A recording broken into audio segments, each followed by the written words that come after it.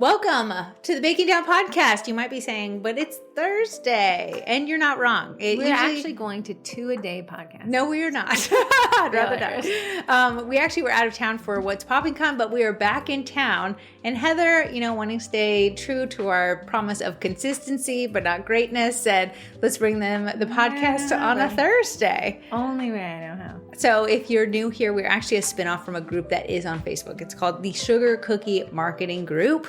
It's about 49,000 bakers strong at this point. And what happens is, you're busy baking. I know Mother's Day is on Sunday. It's Teacher Appreciation Week, Nurse Appreciation Week. You're busy. You can't always be in groups checking the new things, seeing what's going on. So we said, let's bring a podcast to your ear holes, because what you can do is while you're baking and decorating and cleaning, you can listen. So if you're not a part of the Facebook group, please join us. But thank you for being on here and listening to the podcast, because without you, there wouldn't be a podcast to listen to. I agree. And the sponsors, which we'll talk about in a second. But what we wanted to talk about today was what we talked about at this conference, the What's Popping conference on Tuesday. Yeah, but you might be like, well, that deals with K-Pops. The great thing is, no matter if it goes in the oven or out of the oven, it can be applicable to what we're talking about. So me and Heather, more on the sugar cookie baking side, but marketing is kind of universal, which is awesome. I think it is. Everything has to be sold. Every time someone produces something, they need a buyer, and it makes the world go round. I'm a huge proponent that I think marketing managers should be in high-level meetings. Yeah.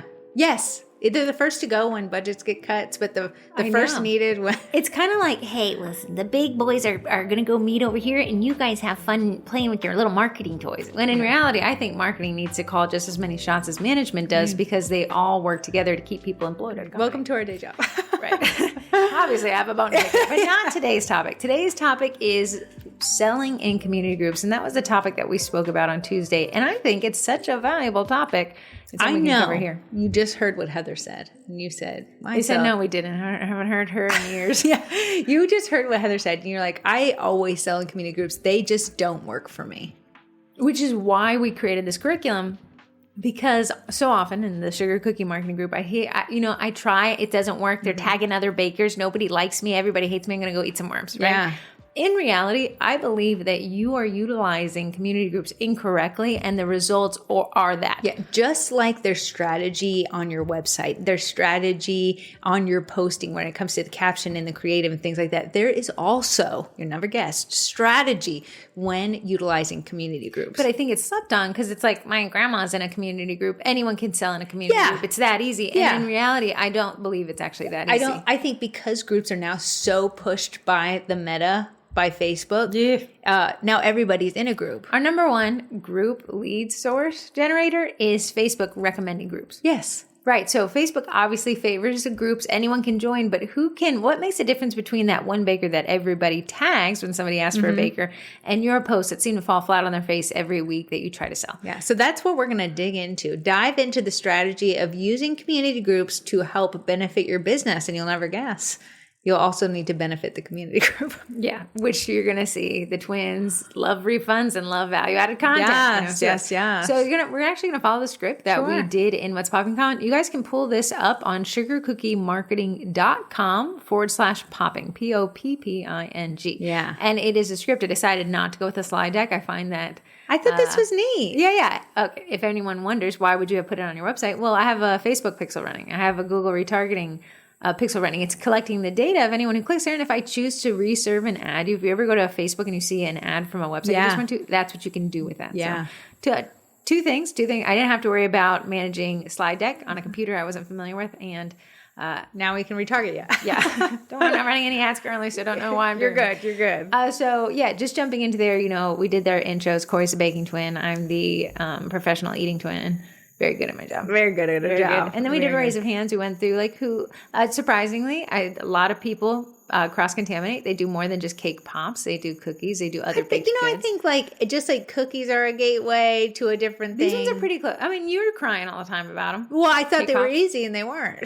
And you do macarons and, some people do cakes and cookies. Somebody does cupcakes and cakes and stuff like that. So we did that one. Raise your hand if you're selling. I was surprised.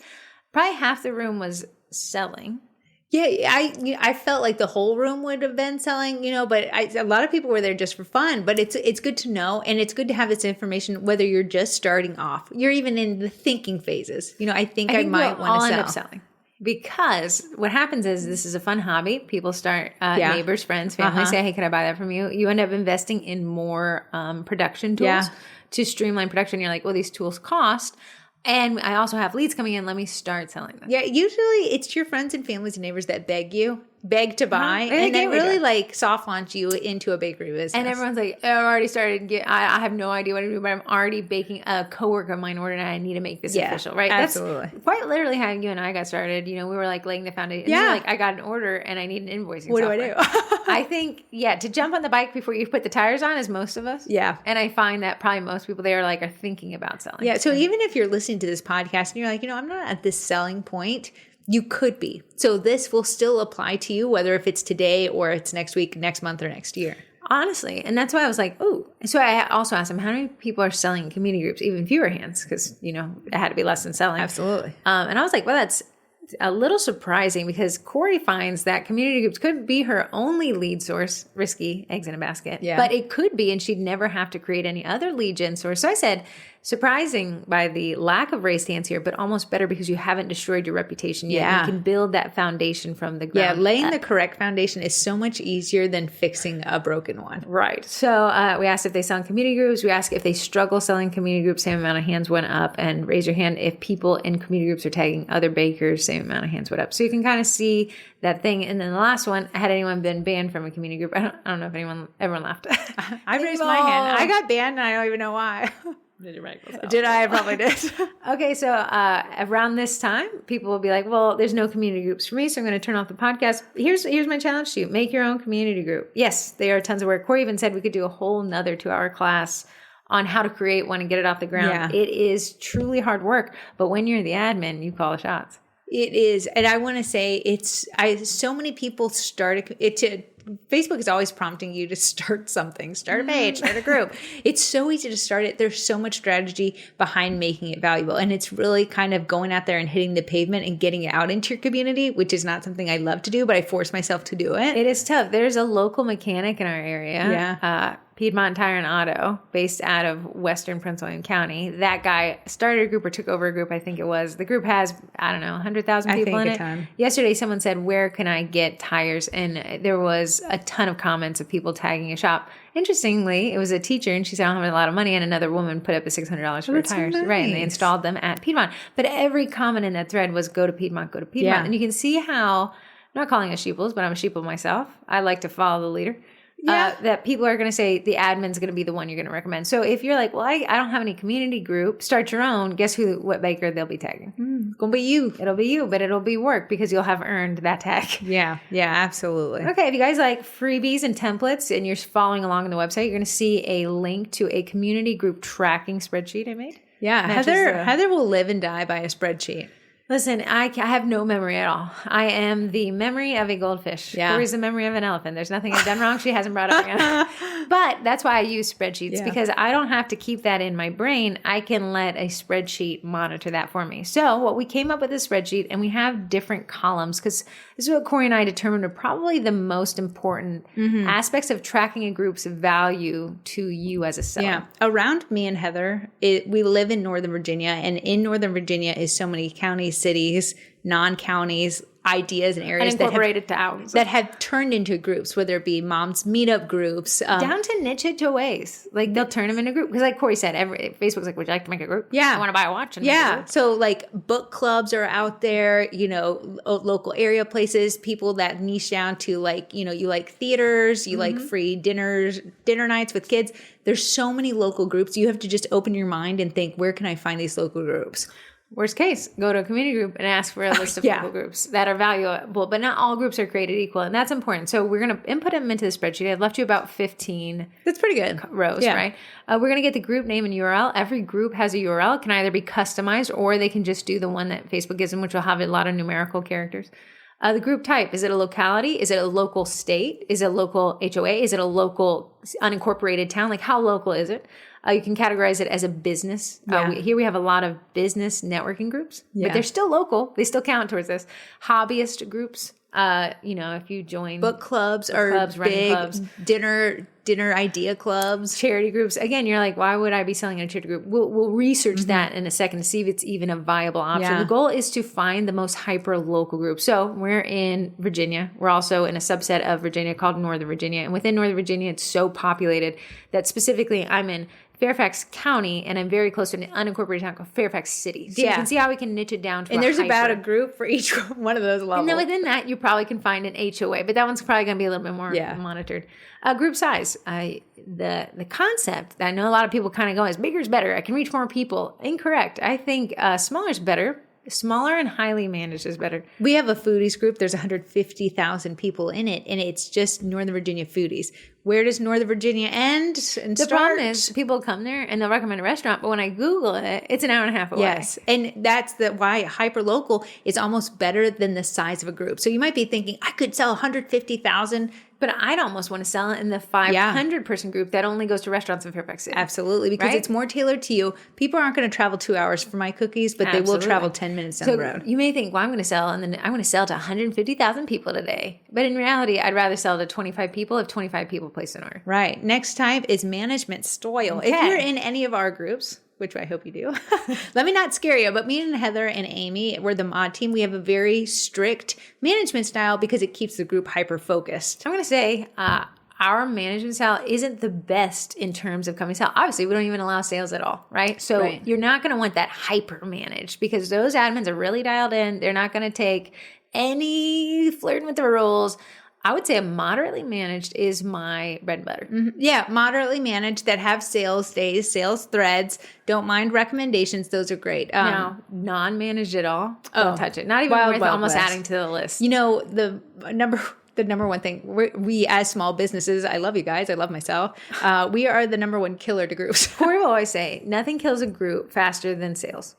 And when an unmanaged group typically has no sales rules, you'll just see if the group feed is a bulletin board of sales. And it turns into a spam group because all these business owners are like, hey, I woke up, the podcast said I have to market, so I'm going to share this into this. I never listened to the rest of the podcast, but I'm just going to spam all these groups. Yeah, I'm just going to spam the group. And there's no value, so people start visiting that group less. It falls out of their feed. Now it's just there's a no spam valuable account. information. It's just buy from me, buy from me, buy from me. The interesting ones is these new, hey, me and my husband moved to the area and we're about to be forced to move out. So we've bought our one last soap bucket and we're detailing cars. It's a complete scam. It's a complete scam that pulls on heartstrings. It's fascinating how it works. Those groups, not worth it. Right. You want to make sure it has some level of moderation in there because that's going to make it valuable to both you and to the other members in the group. And I'm going to say the one you're looking for is one with a sales day. And we'll talk about that in just a second. Sales type. Now, this is a big one. Corey and I think that groups that have a single sales thread posted on like a Saturday or Sunday, they're probably better groups for value-added content. It's worse groups for sales. Yeah, so it'll be the admin will be like, post your sales under this thread only. So your sales post now turns into a sales comment. Right. It's harder to search. It's not going to pop up a lot. An end user would need to go to this thread and scroll past a photographer, a tree company, a pool cleaning company, and find a baker. Harder to do.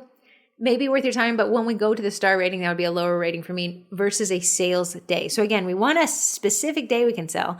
I know it feels better like, well, I want it to have, I can sell anytime. But again, that's getting to that low managed group. Yeah. I prefer finding a group that has a sales day where I can make my own sales post. Yeah, because when you can make your own sales post, it's easily for if someone is just a lurker and they search for custom sugar cookie baker, your post could turn up at the top. In fact, that is the only type of sales group we're going to talk about for the rest of this. Okay. So the sales thread, you can try to optimize that. I know you've had some type content that you post in the group on how to make a thread work for you, but we're going to talk about making group sales posts. Yes. Sales frequency. Don't mess this one up. Like I said, sometimes people, we have a couple groups that says you can sell every 30 days. Yeah. That's going to be unique to the last time you posted. And that's going to be something that you're going to have to track yourself. Interesting community group. A guy goes and makes his post and a guy's like, well, you're spamming the group. Leaves him a 1-star Google review for spamming a group. And he's like, but how would I know when I last posted? He didn't realize you can click on the U icon in a group and see your last post. And his last post had only been 16 days ago. Yeah. So that's something, don't mess this one up. This is how you get banned for groups. If it says once a week, if it says only on Saturdays, if it said only on Merchant Mondays, a lady in the What's Popping conference says she had a Sunday and a Tuesday sales day. What me and Heather have found, because now being on the user end of a community group and the admin side of a community group, I understand so much more. Me and Heather realized people were joining the group that was a very well curated, active group just to make sales. So we said, do that no more. So now what we require, if you want to make a sales post on Saturday, you're required to make one non-sales post during the week. Again, you're looking at very highly moderated groups that we manage. So that one is a lot of extra, we have to do a lot of extra research because every time somebody makes a sales post on Saturday, I click to their profile and see when their last post was. It has to be in the last 6 days. Yeah, but to me, we're weeding out the users and abusers, and we're hyper focusing on the givers and the takers. So you're going to want to see what that sales frequency, again, if it's weekly, it's going to be a higher rating for me than if it's monthly or quarterly, or if it's a sales thread versus post. I agree. Sales day, again, a lot of the groups that are well managed, you're going to have a specific day you can sell on. You're going to want to make sure and put that into the spreadsheet. Go on. They can have joined as. Most groups you'll find, if they're community groups, will only allow you to join as a personal profile. But there's some groups that will allow you to join as a business page. If you can join as a business page and as your personal profile, do both. That is awesome. If someone is tagging you as a recommendation and you can comment back as your business page, you've saved them one extra step. They can click directly to your Facebook page and they can order that way. Another benefit of being able to join both as the profile and the page. I know people are going to say, well, which one should I comment as? You don't want to test that. But here's the thing. When the page can get in, you can tag it more easily. It's clickable. It used to have like an X mark next to it. Now that's only for people. Oh, really? That aren't in the group. So you can say like, I tagged Sherry, but Sherry's no longer, she's not in the group. Yeah. Oh, wait. When somebody's like got that little gray, cross sign, I'm like, what happened? It used to do it 4 pages. Now it doesn't, which makes it a little bit better. Well, you know, like in a group, sometimes it's not always easy to tag a page. It's not. Sometimes I have to actually like the page. Right. Bendy Blendy, it's always a hit or miss. So I find when the page is in the group, I can tag it more easily. May still post as Heather Miracle, but I can tag Sherry Cooking Marketing. I agree. Is your group profile optimized? And we're going to jump into that. It's 2 seconds long, but each group, every time you want to join a group, you create a secondary profile called that group's profile. Yeah. Meaning it's your person in that group's profile. From an admin perspective, it allows us to see admin log activity, if you suspended or if you broke these rules, if, things like that, your last few posts. But for you, it allows people to see a customized cover photo, customized bio. And then all your posts directly right in a row. Right. So that's also how you can check. Did I add value to this group before I sold last? Yeah. Okay. The next up is group rating. It's going to be determined by what you find valuable in a group. What Corey's likes and what I like are going to be different. So your group rating, 5-star, this is a group, and I've broken it down by quarters, right? Because there's not a ton of groups coming and going. If it's a 5-star group, that's where you're going to water. If you're like, this is a great group, it's well managed, it's not massive, there's no scams, the admins are involved. Yeah. I'm going to want to make this my 5-star. I'm going to make this group my best friend. And I will say, as management style changes, as admins come and go, your star ratings may change. And that's okay. And it's good to keep note, okay, this group has become less valuable to me over time. When Why admins is that? get absent, you're going to see that group deteriorate. Yeah, for sure. Next up is admin plus, I just want to add one thing to that. Sure. If you find that you only end up with like 2 5-star groups and maybe 3 4-star groups, it's probably where you're going to focus. The 1-star and 2-stars I'm probably never going to look at. I don't know that it's worth my time. Yeah, I mean, you'd just be adding to the spam at that point. You would be. The next is the admin URL. It's good to stay on an admin's good side. It's Teacher Appreciation Week, and I told Archer, literally everybody out there is bribable. Not saying I appreciate the teachers, but at the end of the day, I want them to favor my kids, so I'm going to give them something. Your admins are giving a lot of their volunteered time to you. So knowing who the admins are, making sure that you see where they are when they change a group rule, just using their URL, you can go to their little personal profile in the group and see their updates. Here's the thing. Corey and I are admins. It's a pretty thankless job, and it's not, and it's so funny. We have this local community group, and I was like, they make a lot of money from this. I lose money constantly on this. I don't think I made a dwella. It's a very thankless and isolating job, and you're like, well, they seem fine, people compliment them. I want to let you know, if you guys could see what comes in the Sugar Cookie Marketing inbox or this local community group's inbox, it is frightful. The worst. It is people just willing to say whatever to get yelling, attention. I'm going to threads. That's why I said we could do a whole nother podcast on starting a group, because you got to have some tough skin, girls. So when somebody comes in and compliments a group, which you're going to see a lot of that in a second, or thanks the admins, it really does put a spotlight on you as a valuable member. To admins who are fighting a battle you'll never see. I think a good admin is one that keeps that out of the group, that makes that group almost seem like there's no drama at all. That's what I said. I said you can't punish the good for the bad of the few. Right. We can't punish the many for the few actions of the evil keyboard warriors who are very, very meanies. And then keep track of when you last posted. Again, you want to be a valuable member. Nothing is worse than you coming in a group and manipulating it to just serve you and not add any value. So moving on to section 2B, how do they work? Like Corey said, it's easier to understand how to sell in a group when you understand the mechanics that Meta gives admins to run a group, because this is going to affect your posting ability. So an important aspect of selling a group, I have an example group there. You guys are free to join it if you want. I am going to delete it. It just has these example posts, but all this stuff is still on the website. Yeah, and that's truly all you need. You can kind of go to the SEM group and see just as much. Right. So an important aspect in selling in a community group is following the rules. And you can find any group's rules by finding the group's URL and tacking on /rules to the end. Otherwise, click on the group's name when you're in it.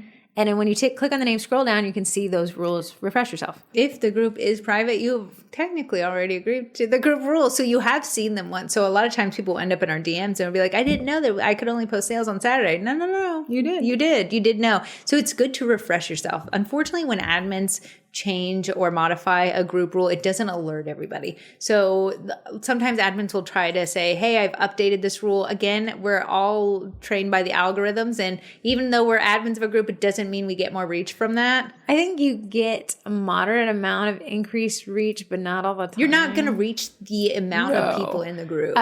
For comparison, Sugar Cookie Marketing Group's around 50,000. My average post reaches around 800. Yeah, do you see? That is very, very It's very, very low. The ratios are low. So revisiting a group and just double checking if you haven't been in the group in a while, or you're like, hey, I just listened to the podcast. I want to start utilizing community groups. Just double check the rules. Just read through them once. That'll help you. And if you violate a rule that has been changed, I guarantee the admin will not take your side.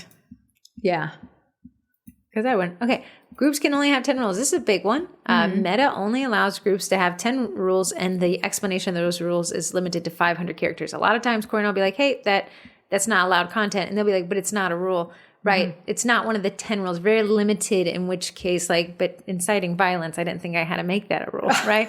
So the group can only have 10 rules. When you join, you agree to typically those 10 rules, but that does not mean that this is it, the 10 commandments. Yeah. It means that those are the ones that they thought were most important. So you need to make sure you err on the side of caution when you engage in content that may be on the line. Yeah. Next up, groups can have both profiles and pages as admins. And you're like, okay, whatever. Here's the thing. You got to realize, we run a ladies group. So you would assume everyone in the ladies group is a lady. If my husband was an admin on my Facebook page and my Facebook business page was an admin, he can now access the content in there by becoming my Facebook page. But all the users would think it's a female only group because they only see Mixing Bowl Cookie Company. They know that's Corey, but Corey has more than one admin. Yeah. So you don't know who's on someone's admin team. It could be someone local. It could be someone that is a different gender. You have got to be careful what you say in a group. If you want to bash somebody, you don't know if they're the admin hiding behind a page. Right. So again, you're going to see Corey and I, if you sell online, you're going to operate by a different set of rules than somebody who is retired or who stay at home and they cannot get fired from the job, right? Yeah. You can get fired from your bakery job by getting no sales. Yes. You have a lot of little bosses now. Instead of, well, I'm my own boss. No, as an entrepreneur, you have many, many bosses, and they're each one of your clients. I love when I see bakers this is my page, so I can do what I want. Can you though? Not if you want sales. I don't believe you can do what you want, although it feels like you should be. I don't think that as a business owner, you have the freedom of speech that others have on the internet. I agree. And we'll talk about that throughout this entire thing because it's a running thread here. Admins can put specific members on post approval. So in Sugar Cookie Marketing Group, it is not a non-post approval, meaning if you make a post, it goes right up. The only way to find out if a group is on post approval is if you go to make a post and it says, thanks, we submitted this to the admin team for review. Yeah.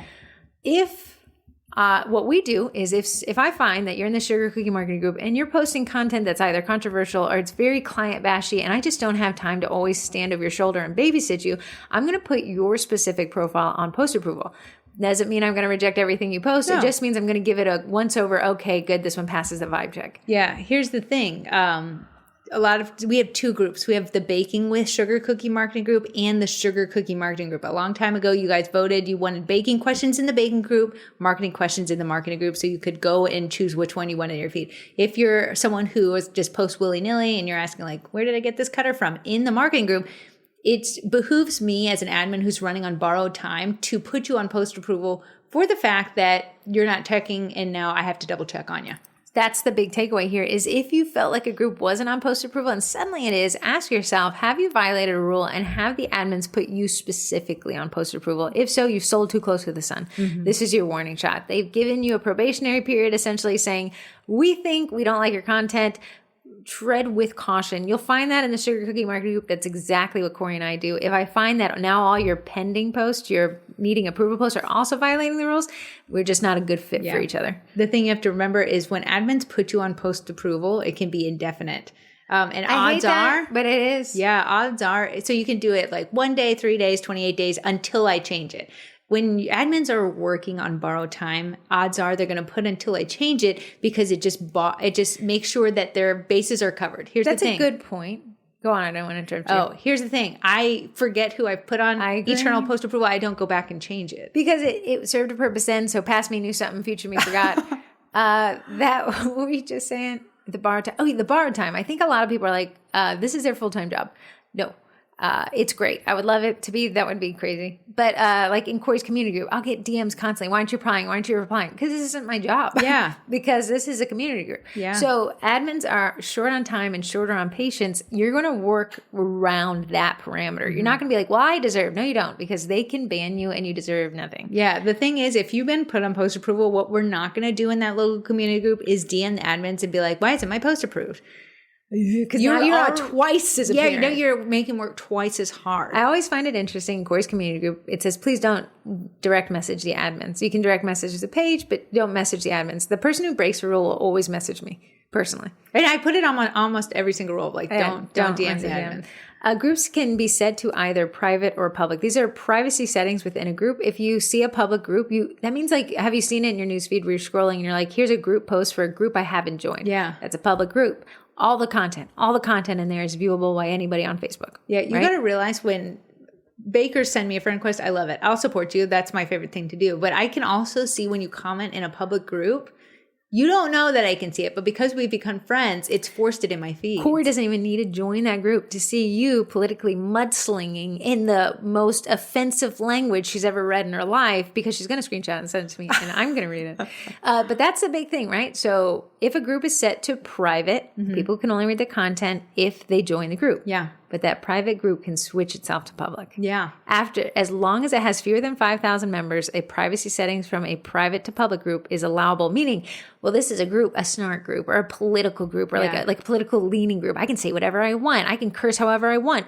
Imagine that was read in the court of law in front of everybody who's ever bought from me before. Would you write it? Well, okay. Do you want to make sales? Now, let me ask you, would you like to make sales to these people? Does that divisive political comment, is it conducive to you making more sales? Yes or no? If the answer is no, don't come to me and ask me why you're not making sales, right? Absolutely. Next up, it used to be called pinned post for a long time, and Meta's always changing group features. So now instead of pinned post, they've called it the features tab. But the URL is still announcements. Yeah, it's so crazy. Yeah, an announcement. You see how it's like not all changed? So if you go to a group at the top, you'll see a little icon. It says featured. If there's a blue dot next to it, someone's added something new to that. That means the admins have taken a post and pinned it, and it can be found in the featured section. This is often where you'll find rule changes, rule updates, admin changes, admin updates. And only people who can pin post are the admin team. Yeah. So if you want to stay on an admin's good side, which we do because we want to utilize these groups, we're going to check into those featured posts and just see where the admin's head is at. Keep in mind on those featured posts, that's a good way to see if a group is actively admin, is if that post is timestamp 2020. the last pinned post, that Yeah. probably means it's a group where the admins aren't very active. So a little indicator there. Some of them are active and they just forget about the pinned post. Corey and I constantly clean them out. We're constantly updating them. Yeah, we do. It is literally my fetish to clean out the pinned post. Yeah, Heather does it almost Corey would be like, did you unpin that? I said, it's been too long. She's like, it's been a week. I said, a week too long. Way too long. Admins can ban all profiles connected to one account. So recently, Facebook really in its in its group era, it wanted people to be able to join groups more anonymously without creating second accounts. Remember, Facebook's terms of service are one account per user. Yeah. But Heather Miracle joining I Love Snakes LLC group, maybe I don't want people to know I like snakes, right? True. So Facebook's like, okay. Your ex's history tells me I only otherwise. date them. I don't like them. I have all these snakes, so I can create an alternate profile connected to Heather Miracle, but I can call it Heather Snakes. I don't know, whatever. That profile can join a group. Heather Miracle's not in the group, but Heather Snakes is, right? It's my own profile. If Heather Snakes violates enough of the group rules that the admins go to ban Heather Snakes, they can say ban this profile and all profiles connected to it, which means Heather Miracle can't come back in and join the group. Yeah. You can get around that as long as Heather Snakes and Heather Miracle both join, but what's the point? I wanted to be anonymous that one way. The reason why this is important is people make these alt profiles to troll. Yes. But when that troll profile, again, because you didn't heed the warning, the admonition that if you wouldn't say it to your mom, don't say it online. And if you say that to your mom, maybe talk to a therapist, you're going to lose access to that group across all your profiles. Yeah. One that you skipped, I'm just going to go back up to it. All members can report content site rules. This is a biggie. This is a big one. It used to be at the beginning of groups, you would try to report the content to admins. Like if someone broke a spam and you were like, they're trying to sell Taylor Swift tickets for $10 each. You know, we've seen those in all these community groups. Members could report that. Instead of reporting it to Facebook, which can ding a group, you can now just report a post to the group admins and you can cite which rule, like probably broke the spam rule or this is a scammer, and report it straight to the group admins. What it does is dings the group admins so they can see that post immediately and take action right away. It's really helpful. Super helpful for admins. Here's the thing. You get into a bickering fight over politics with someone in the group and you go to make your sales post and they spend their rest of their lives reporting every post. Oh, what can you do? They'll become your worst nightmare. So Corey and I, when you manage a group following, I don't know what the prerequisites. Facebook invites you to this thing called the Power Admins group on Facebook. So Corey and I are Padmin members. In the Padmins, I get questions all the time like, hey, two members have gotten in an argument with each other and one member's reporting content that they've ever posted. It's bogging down the admin team. But you can see one angry user that's not even an admin can become your sales worst nightmare.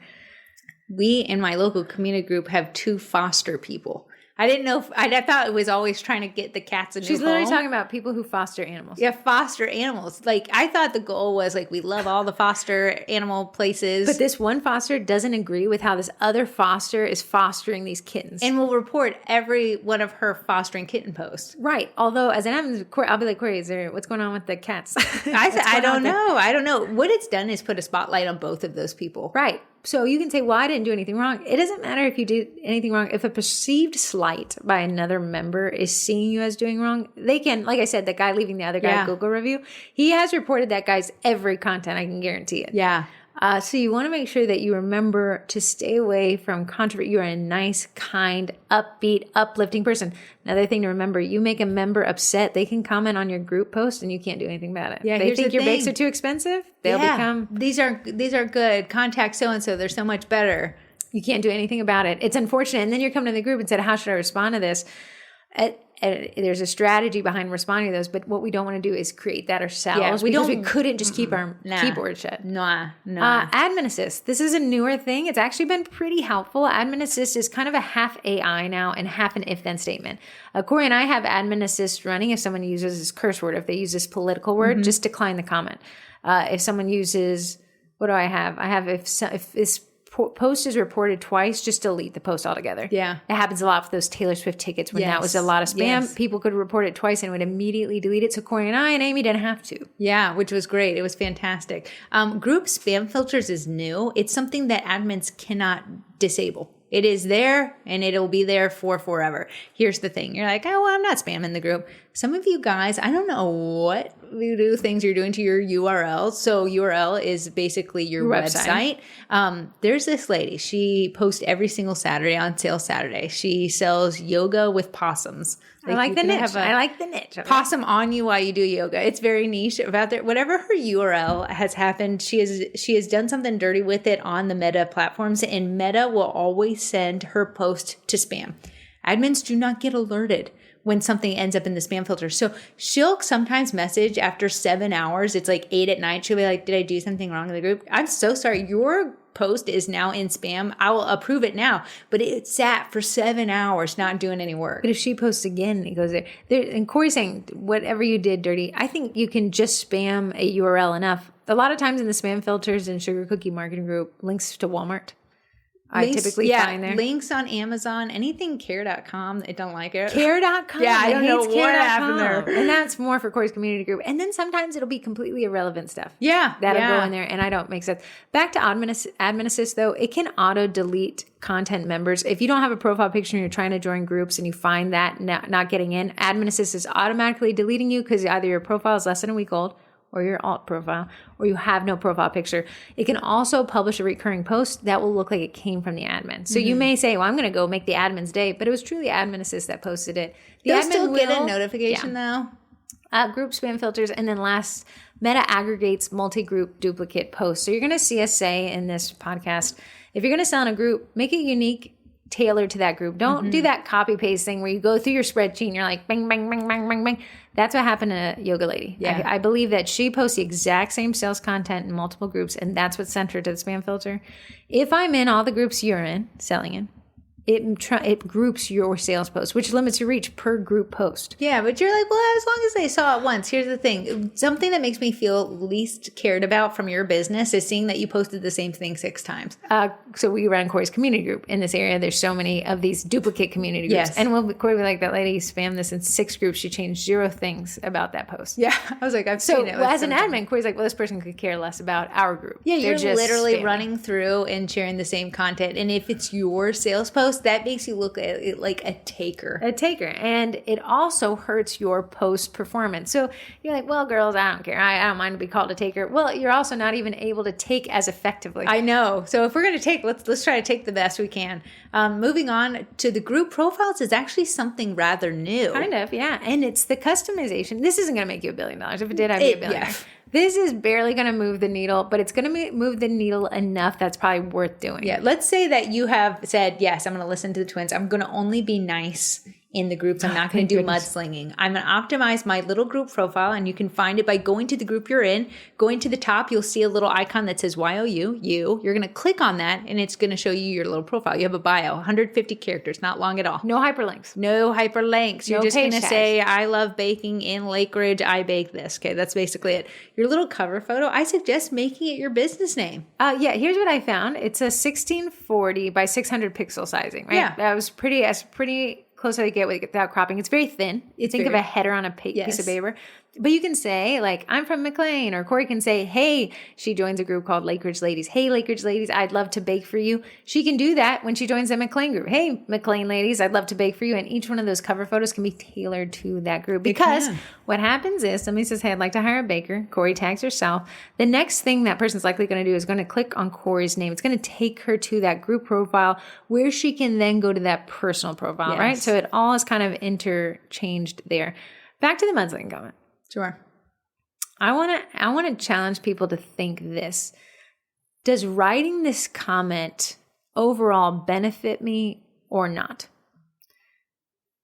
Does pressing enter to this rage bait reply, do I stand to risk to lose more if I get banned than I stand to gain by trying to convince somebody who doesn't want to be convinced of my opinion? Yeah, sometimes I think it comes down to some personal growth that we need. If you feel so inclined to, like, rage takes you over and you have to comment this, you press enter because you're so filled with emotion. There's something that you have to work on internally to gauge that emotional meter. Why were you able to be so triggered by a stranger on Yeah, right. There's trolls out there. And in the world of the internet, which has grown immensely, people are out there to push your buttons online. Because I think it's like this anonymity. You can say whatever you want and you have no repercussions. The other day, someone said, what do you think my totaled rebuilt car is worth? And I said, I think about $35,000 in this market.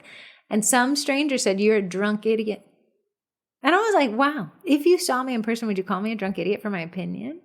Okay, the next thing is, should I reply to somebody that called me a drunk idiot? Would that make me a drunk idiot? It would. So you don't reply, because what happens, and Corey faced this, she accidentally asked somebody how they met their husband, but typed, "Oh, did you meet your husband?" It was a typo, but Facebook saw it as harassment. Yeah, actually, it put me on the short list, and I was getting banned right and left. That's why Heather has the last name Heather Miracle in the groups.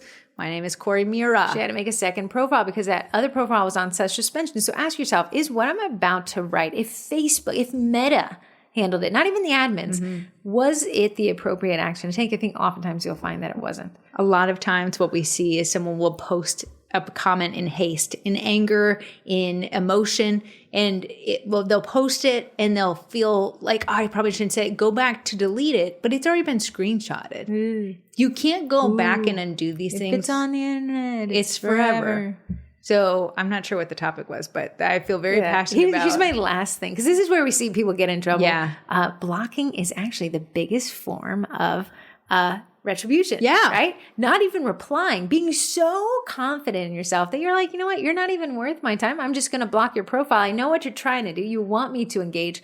But the true elite said, the true elite is, I'm going to remove you, from my life. Remove me from your life. Very, very Which nice. is the honest, it shuts down the conversation. Your buttons can't be pushed more. They can't find you.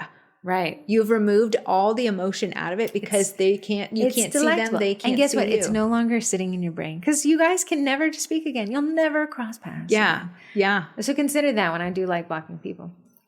This is an example of a group profile. If you're following along on the website, it's sugarcookiemarketing.com/popping, you'll see my cutesy little, your local treat yourself dealer. Yeah, I made up a fake website, heathersyelms.com, and I'm currently selling your favorites. And I got just some emojis, a cookie, a cupcake, a donut, and a cake. I don't know. It's adorable. But I feel very confident. And, my first impression of you, I feel comfortable maybe buying from you. And I put in a little bit more effort than just having a cookie as my cover photo. I added some graphic elements there.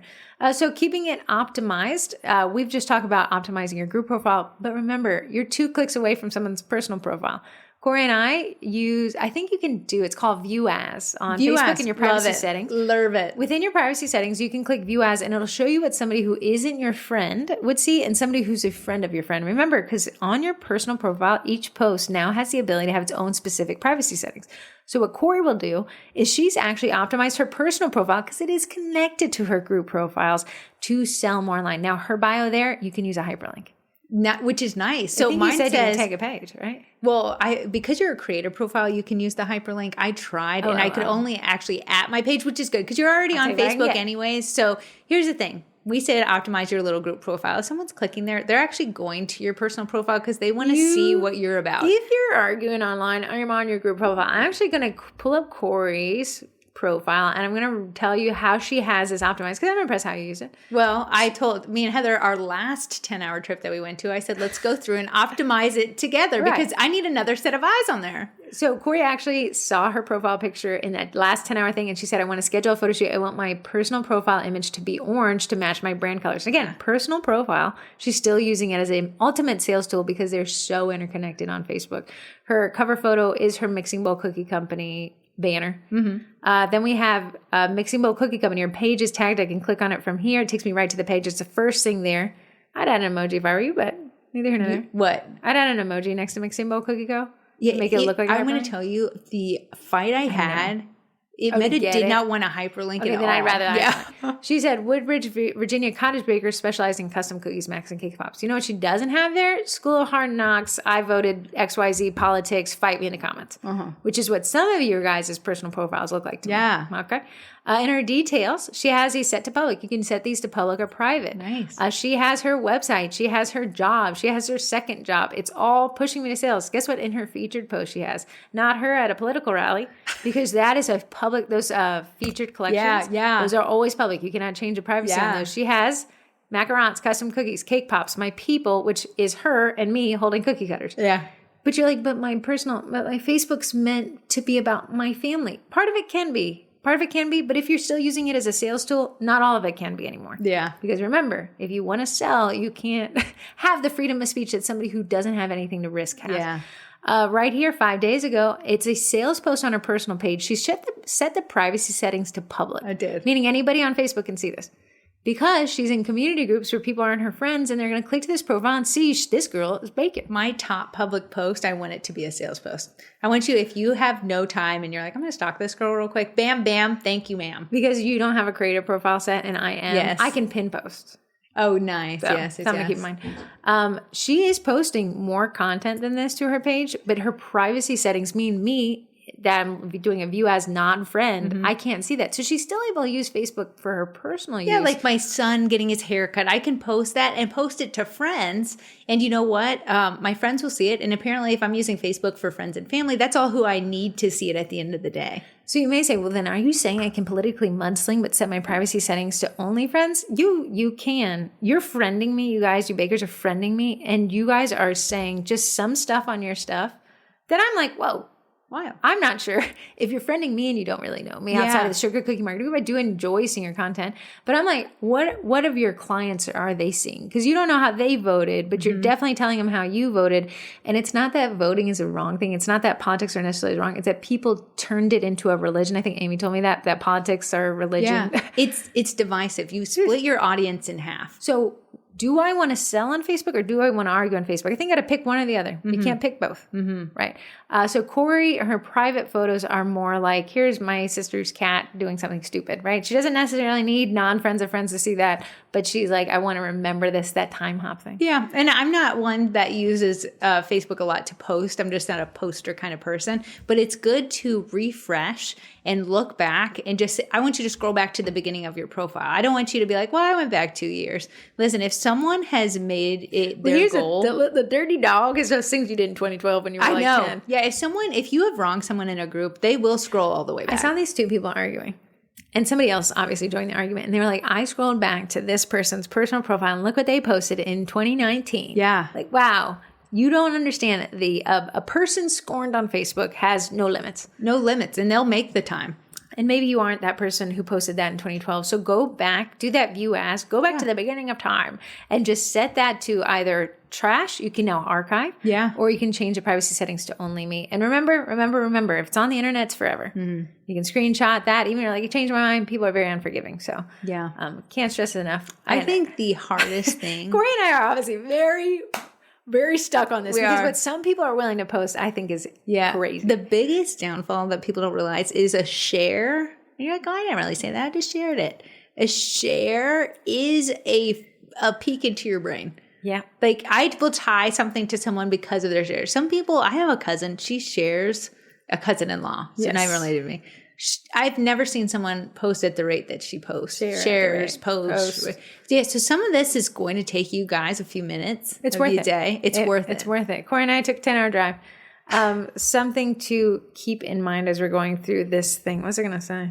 Sorry, I've lost it. Okay. Whatever that valuable nugget is, you'll never know. Now you're like, guys, get to the part where I can sell it. But you understand why we're spending so much time on this other stuff? We're laying the foundation. This is how you sell in community groups. And if community groups aren't working for you, it's because this other stuff wasn't addressed. Right. There was a baker. She went to a foodies group. Yeah. Laugh reacted and made a mean comment.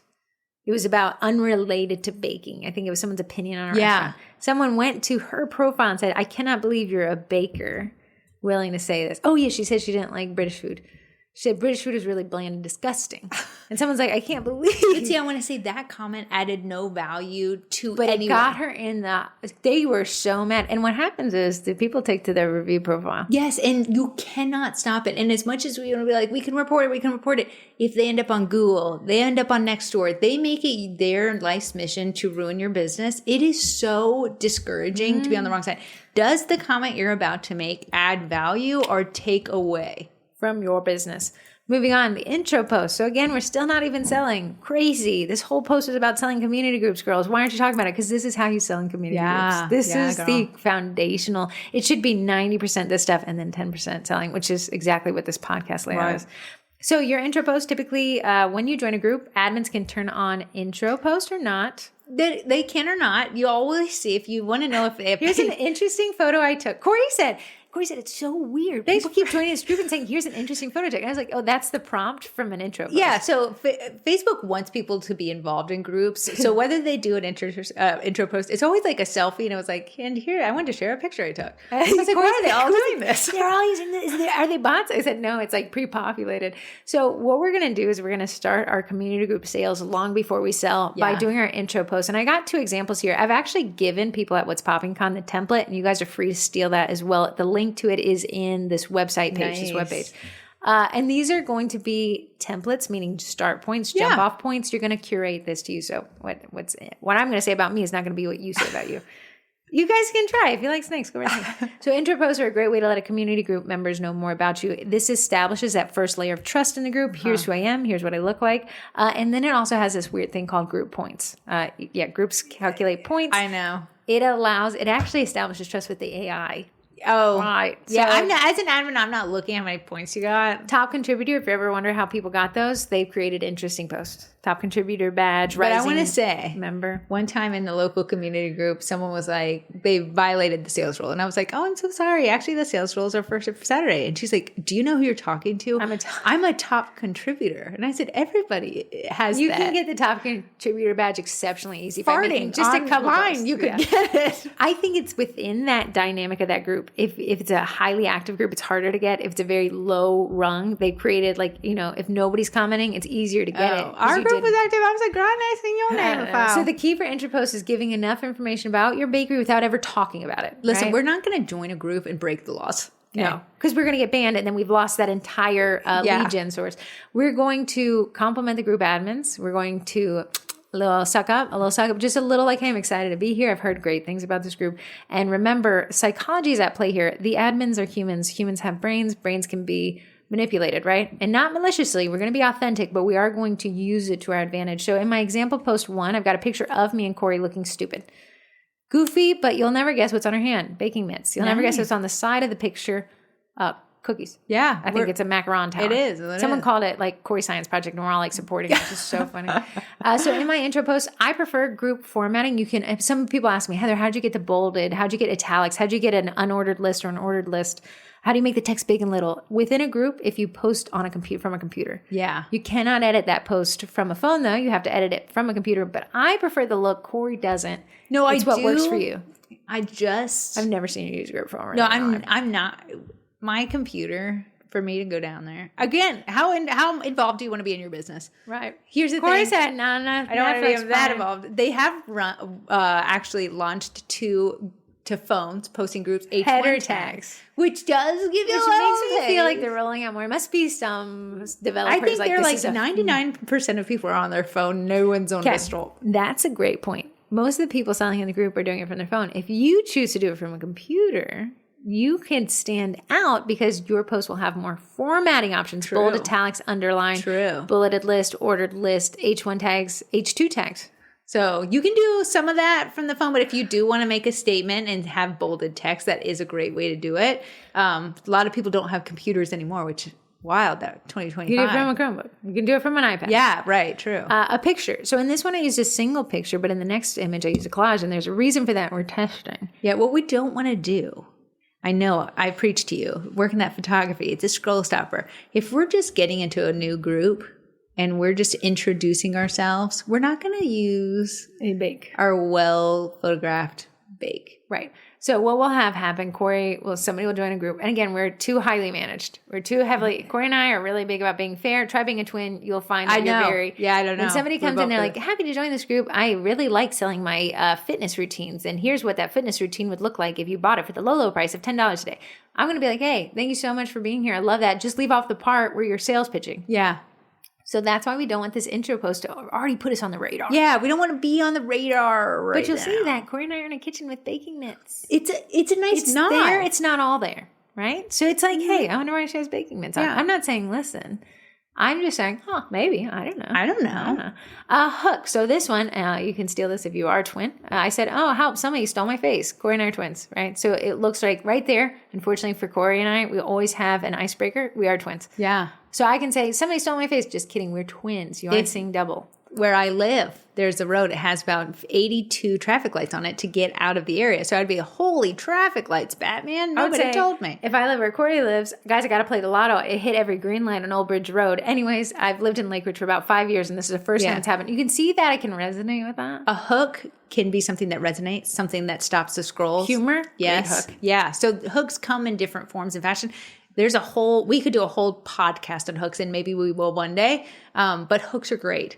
Right. Heather loves to use, I just want to tell you, Heather loves to use hooks in the Sugar Cookie Marketing Group. When someone donates a Cookie College membership, Heather will be like, attention, attention, Corey Miracle to the principal's office. The hook that's great is controversy. Yeah. Specifically argumentativeness. So I'll be like, hey, Corey, this is the last warning. You've obviously blocked me, which you're not allowed to block the admins.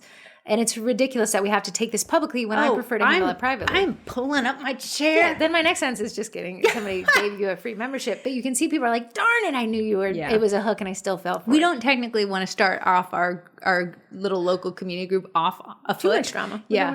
We got to get a dynamic first. A short bio. So I have, hey, my name's Heather Miracle. I'm not self-entitled Miracle. It's my actual last name. Again, it's kind of built into that. Sorry, with the last name Smiths. Yes. A little bit of about. Yeah. And I said, here's a bit about me, but let's play a game. 5 of these things are true and one's a lie. Can you figure out which one? People love having an opinion, right. man. And so I realized how uninteresting I am. I said I have 2 pet snakes and one's 7 feet long. Okay, most people don't like snakes, so they went through that. While I'm a baker, I don't like cupcake frosting. You see right there. You see what I you didn't did. sell. Yeah. I got close, though. I don't think I got close enough to buy the risk, right? Because this is my 5-inch thing. I jumped out of a plane once and forgot to pull the parachute cord. It was actually true. Lived to tell about it. So I've had 3 husbands, but I'm currently single. That's life. That was my lie. Corey has. Just kidding.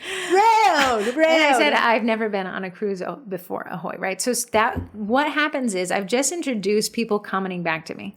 And she's able to connect with people because she does have a pet snake. She has been on a cruise. She likes jumping out of an airplane. I don't. Obviously not enough to pull the cord. Icing is apparently too sweet for her. So she's able to connect with these little points. And it's a dumb little game, okay? So I do this one. This may be too close. It depends on the dynamic of the group. It says a moderately moderate. I said, any guesses? Okay, so I wasn't lying about the baker part. It is my full-time job. So you may see me making some posts for taste testers. Pay attention. I'm not a baker, but this is my example post. I'm excited to be here, and thanks to the admins for letting me join. It's really awesome having a local community group to pull from the hive mind. There's my compliment. Yeah. And I said, if you read this far, could you help a gal out? I'm looking for someone to do some light landscaping around my patio. Nice. Right there. Now look, if they didn't engage with my 5 truths and a lie or whatever, they can engage with my ask for recommendations. Absolutely. So we've included a short bio. You see it was barely there. We've included the blip about the cottage baker without selling it all. There's no way for them to know I'm here to sell. But your group profile is now optimized. Your Facebook personal page is optimized. We're optimized just in case you do get the clicks. It's there. From the post 1, the non-sales post is technically doing some groundwork for us. Because we did some groundwork first. And then I've complimented the admins because they're humans. And then I've asked for recommendations so people can come back and engage with. Because when somebody comments, guess what Facebook does? It shows it to more people. Guess what? When they comment, guess what it does? It shows it to more people. Corey, give me the example 2. I want to hear what you think about it. Example number 2, is this your... I'm going to read out. Hey, community group. Just a quick intro, and thanks for letting me join. Excited to be here. It's my compliment. Yeah, put it right at the top. It's right there so you can see it. Quick question first. What is the best meal you've ever had at a local restaurant in town? Drop the restaurant plus the dish in the comments. Please, I'm on a mission to find a good local food. Right there, because of truncation, I put the engagement piece at the top. Yeah. So even if someone is just scrolling fast, what they'll do is see that you asked a question. Everyone likes a restaurant and everyone has a favorite dish. It's an easy, lobbed up recommendation. It is. Hey, my name is Heather and I'm a baker by trade. When I'm not in the kitchen, you can find me wrestling my 7-foot boa constrictor named Felicia, sweating on my motorcycle, or carving? Is that what we call it? Yeah, sorry. That's what carving on my snowboard. Oh, and that's my kitten, Mr. Munch. I lived in Northern Virginia my entire life, but I just found this group. Excited to be more a part of the community and the conversation here. Already getting good vibes from the few posts I've read. Looking forward to all the restaurant recs. Bonus if they include a well-made mocktail. Right. Okay. So in this one, I've used a collage of 5 photos. They include everything I mentioned there. It's a picture of me in the kitchen with Corey's stack. I'm not the baker, but you get the point if I was. The picture of the motorcycle. I actually don't have it anymore. Picture of Felicia in some weird cat tote. Okay. A picture of me carving on a snowboard. And then a picture of Munch, and he's sitting next to a cake pop. I wouldn't include an animal with a bake. It's the only kid picture I with had. a bake. Absolutely. It's great. Heather I just needed doesn't have something kids. that flirt. Corey's like, I said, I don't have a picture of like not a bake centric thing that's still, Corey's like, just use a cat one. Yeah. So we got the quick intro. I used a collage. It gives me 5 photos for people to connect with. The problem with collages, and the reason why I use 5, because if you use 6, you get that +1. Yeah. But the reason why I use 5, the issue with that, if somebody comments on an individual post, it'll break it out of my post. Is that good? Is that bad? I don't know. I haven't ever tested it. Got my short bio, the very shortest mention of the bakery without saying anything else. I'm a baker by trade. That's all I said. I don't think an admin would be like, she's trying to sell her To me, I cookies. would be baker by trade. Like a lot of people do bake for fun. You have a job, right? Yeah. So we have a job. We didn't say bake by trade for a mixing bowl cookie company, and I'll be having a sale. Yes. Compliment to the group. I'm getting some good feelings here from the Nice. first post and my question, Yes. looking for a restaurant recommendation. Okay, those are our intro posts. You can mix that up, match it. Every group you join should have its own unique intro post, meaning we're not copying and pasting. We're going to make each group uniquely ours. Takes an additional time, but like Corey said, how much effort do you want to put in your bakery? How much effort do you want back out of that? Yeah. How much, Next section, 3.B, value-added content. We've did a podcast on this. Give, then take. Yeah. 5 gifts. So give some, get some mentality. Corey and I are really big on this in community groups. If you're a taker, you're on the short list. When I see people that only visit, here's the thing, to keep a community group going and valuable, it takes a lot, specifically because I live in the area that this local community group is. I'm like, Heather, you want to come and do dinner with me at the new restaurant that opened? I really need to add valuable content. So it's forcing me out of my house. Here's the thing. It's taking so much time to make a group valuable that when people come to the group and only selling it, you're riding the curtails of the value that I've created. Someone else's efforts. Yes. And that person will start not liking you. If that person's the admin, we got a bigger problem. What I find is when people come to me and say, I have always struggled with selling in community groups, this is what they're violating. This is what they're not doing. And I even bolded this. If you cannot give before you take, community groups will always be a struggle for you. If Heather talked to you just once a week, she said, hey girl, how are you doing? Bye. And I talked to you every single day. I laughed at your jokes. I commented on your stuff. By the nature of being human, which You're one of us going will you to like me more than you're going to like Heather. That's the same for a community group. A great example is the post I've been making in the sugar cookie marketing group. You know what would be really easy for me? Just to sell all the time. You know what's going to happen? You're not going to buy from me eventually. Instead, what I do and what Corey and I do is we add valuable content and then we sell to you because you're going to trust us to be reliable people. And when the product you buy from us, you're going to have that trust factor, right? The same applies for community groups and bakeries. Corey and I are selling a course. We're teaching how to market for free right now. Right? Yeah. Then I'm going to say, hey, sign up for my course because you've heard me in the free stuff. You're going to trust me. Same with the bakery. I've become your friend in this online community group. When you need a cookie, call me. So moving on, when community groups are resources. They're always resource first. Granted, this podcast is about selling. You're going to see it's just about becoming a resource and then selling. We hoodwinked you. So in the next portion, we're going to cover how to become an engaging member who also happens to sell baked goods on the side. But first, we're the engaging member. Bakers who can't do that just can't read a room. This is less technical and more psychological. By adding value to a community group, the group admins will see you as a valuable resource. And when you're on the admin's good side, guess who they'll likely tag? Yeah. When somebody asks for a baker. I want to say Heather has never gotten her tile refinished. She's never done tiling work in the house. I see her though in the comments. Lady, she gives to the group all the time. She posts. She truly likes the group. She does. And her husband does tiling. Yeah. So every once in a while, she'll say, hey, Eric has some more availability for tile. I'm never going to hire Eric. I have no interest in whatever he does, right? But I like the lady because she makes my job as an admin easier. So when me as the admin, who's always in this group, sees somebody asking for a tile guy, I'm going to say, hey, lady, tag your husband, Eric, because he is able to do this. And I know that because you've been such a great member to me. Yeah. Corey, if you break the sales rule, she ain't going to tag you. She'll find everyone who competes against you and tag her. Oh, it's my motive. Because Corey's so offended that Corey's like, we put so much effort in this. This one lady comes in, she sells. But these other people that are following the rules, I'm always going to tag them more. They want to be able to do that too. So when they're following the rules, I gotta water my grass where it grows. Because we don't want those people late. Here's my hot take. This is your challenge, your challenge. For every one sales post you plan to make in a group, there need to be 5 non-sales posts leading up to it. Twins, I'm just here to make sales. And you'll never make sales with that mentality. So pay attention to this. And if we could yell at you, which we basically have been doing this whole podcast, If you do not add value to a group before you sell, you are not a valuable member. If you're not a valuable member, you can expect suspension, banning, or disfavor with not only the admin team, but the community. A community group, this is community group Spooku. We got to say it one more time just to drive the home. Posting non-sales content 5 times as often as you post your sales content will change the results you're getting in community groups. Yeah.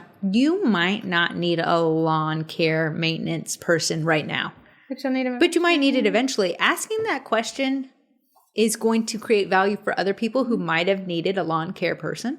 But it's also going to make you make a non-sales post. So don't overthink what a non-sales post is. It's anything. It's, hey guys, one of my non-sales posts was this gel cleaner. I've talked about it. This gel cleaner I found on Amazon. I said, guys, I got to tell you about this. This is phenomenal.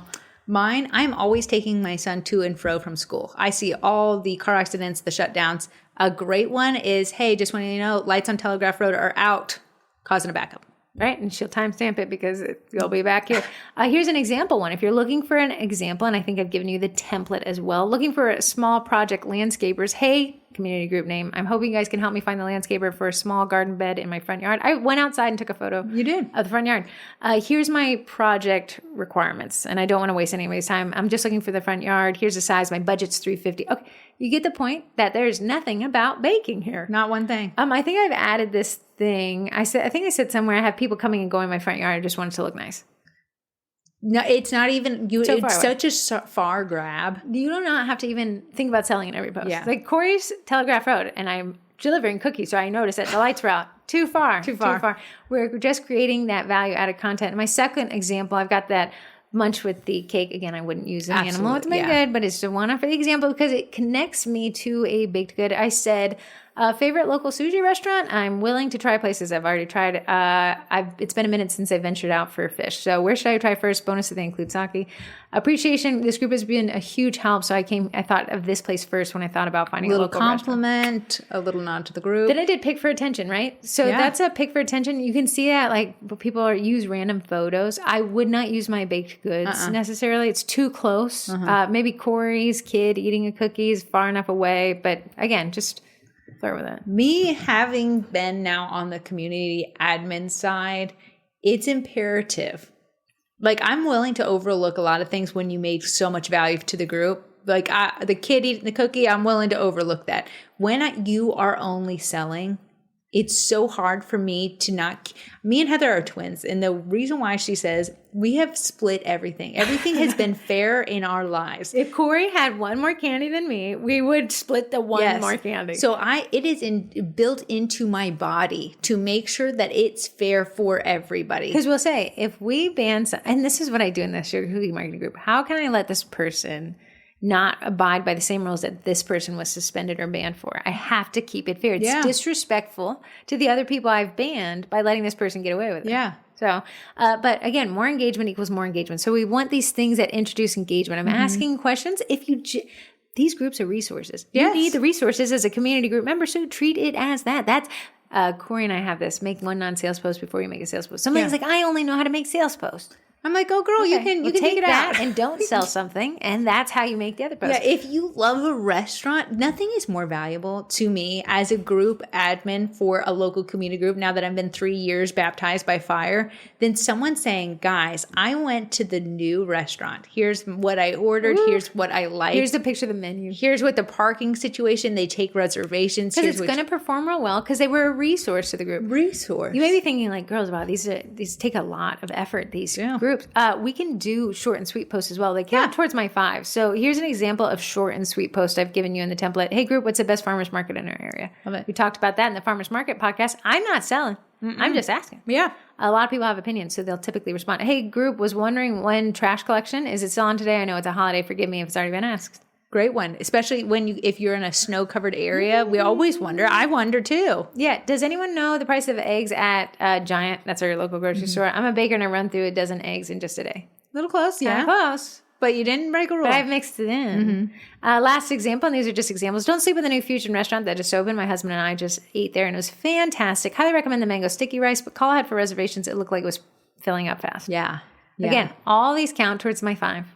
They're very easy. What we're not going to do is say, highly recommend Nathan Jones Landscaping. He's amazing. And then when I clicked your profile, I realized that you're married to Nathan Jones. Right. That we're again not going to is do a plan. covert sales. That is not fair to the people around you.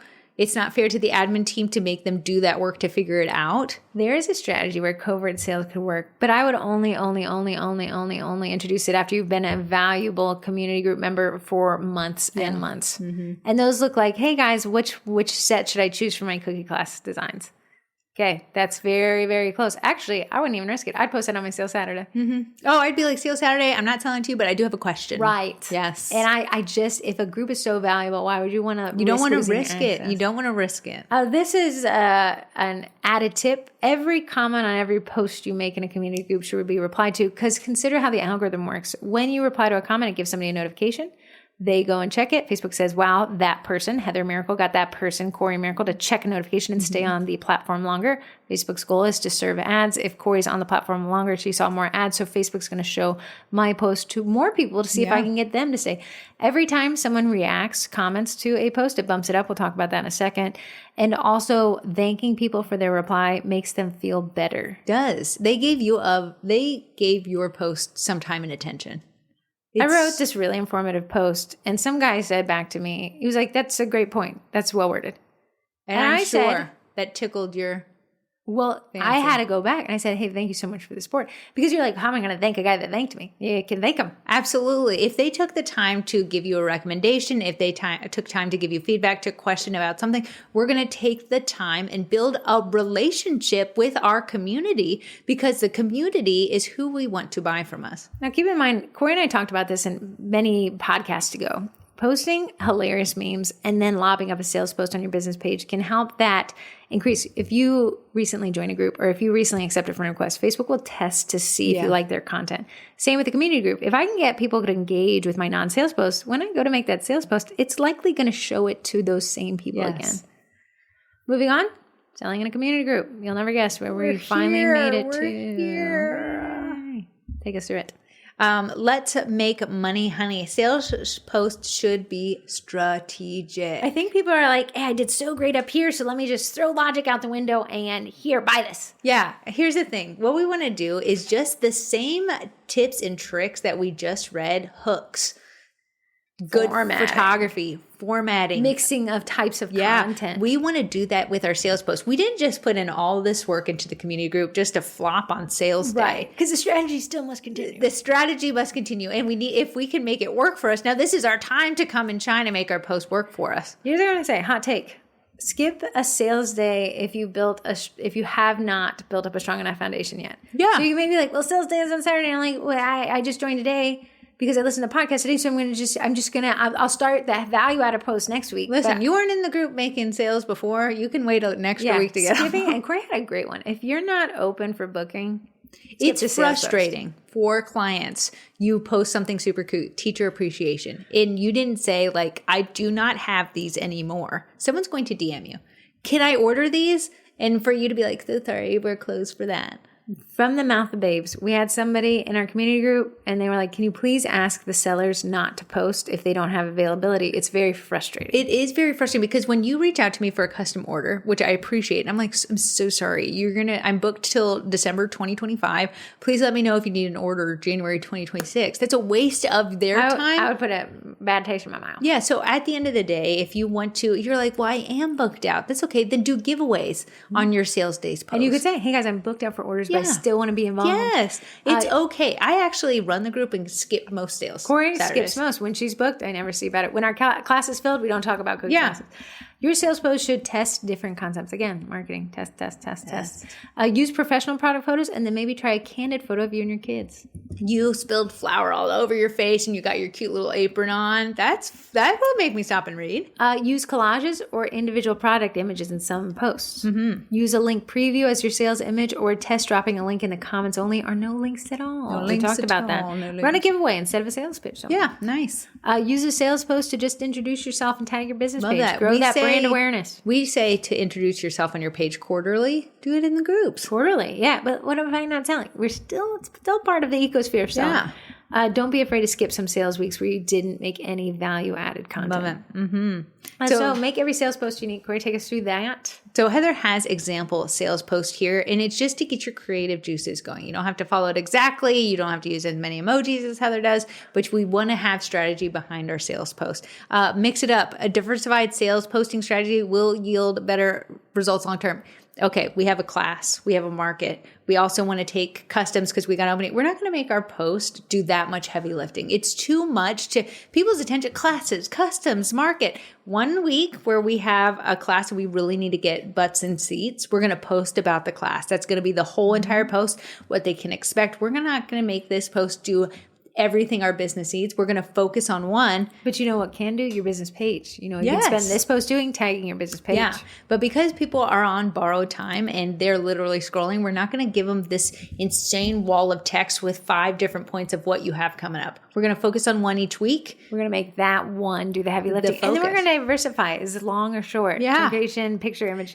So in this example post, my hook is school's almost out for the summer. So it's time to think about those end of year teacher gifts. And I've got the gift that'll guarantee you an A+ as a parent. So we got a little bit of humor there. Here's a colorful details on one of these crayon themed teacher's cookies. I'm able to bold that because I did it from desktop. You did. But you're going to need to hurry faster than a kid leaving study hall because these will sell out. Yeah. Little FOMO, little call to action there.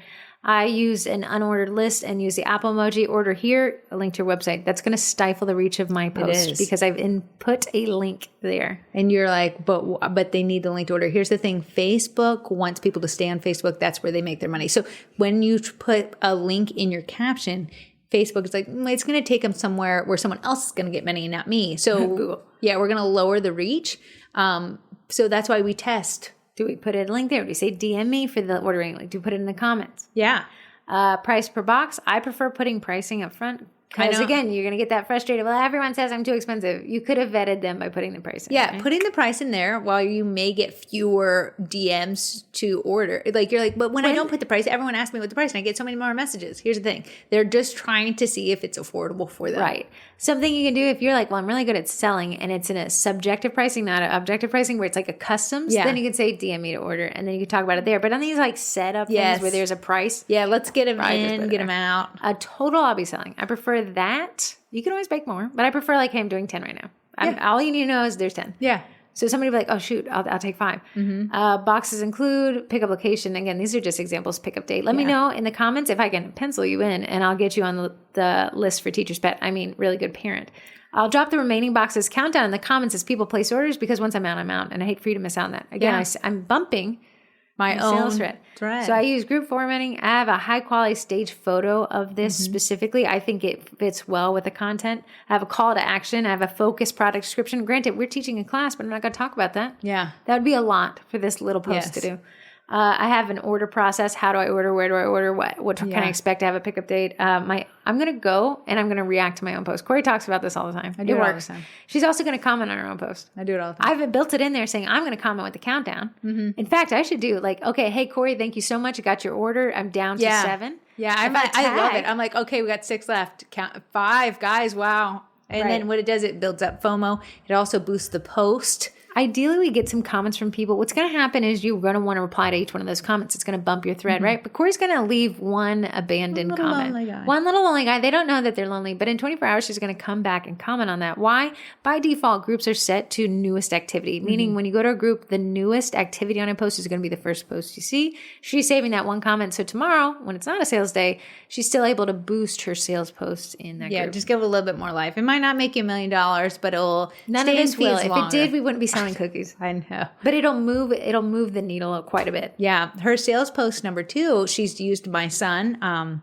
Cute. I will say he's cute there. He has grown a little bit of a mustache as now, and he's turned into a teenage boy. But what I'm doing in this post is connecting to other moms because this is my kid. So this post is doing a lot. It's connecting me to my community while also making sales. So Heather has group formatting. She's always say a picture of a human's face.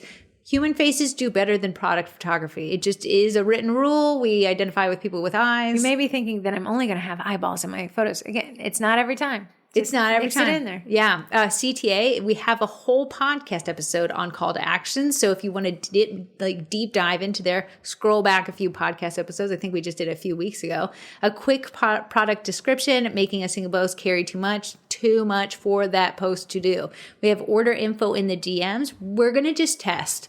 We're going to test if the link needs to be there, if we're going to do DMs. I hate DMs because things get lost in the sauce. Corey doesn't choose to use it, so if she doesn't work that way naturally, I'm not going to use this. Right. So then we're going to test it with no links. Maybe we're trying to get a little bit more reach on this because we really want to have a really good pre-sale. So no links. I could do drop a comment if you'd like to place an order. And in there, I'm going to say, hey, message Mixing Bowl Cookie Company, and I'll take your order. And when you do, it's an autoresponder. There you go. We're always going to react to our own posts. There should never be a baker's post where I don't see at least one reaction. Because why? It gets my attention. It's another little emoji that hooks to the post. You can see that Corey and I joke around, do the angry reacts, and people always go check.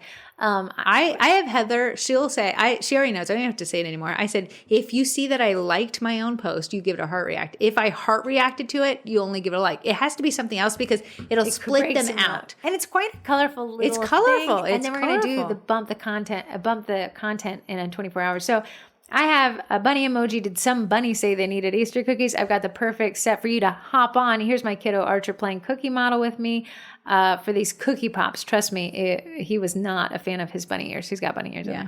I said, drop a comment below and I'll DM you the order details, but you're going to need to be faster than Peter Rabbit. I'm only selling 10 of these cookies, not the child.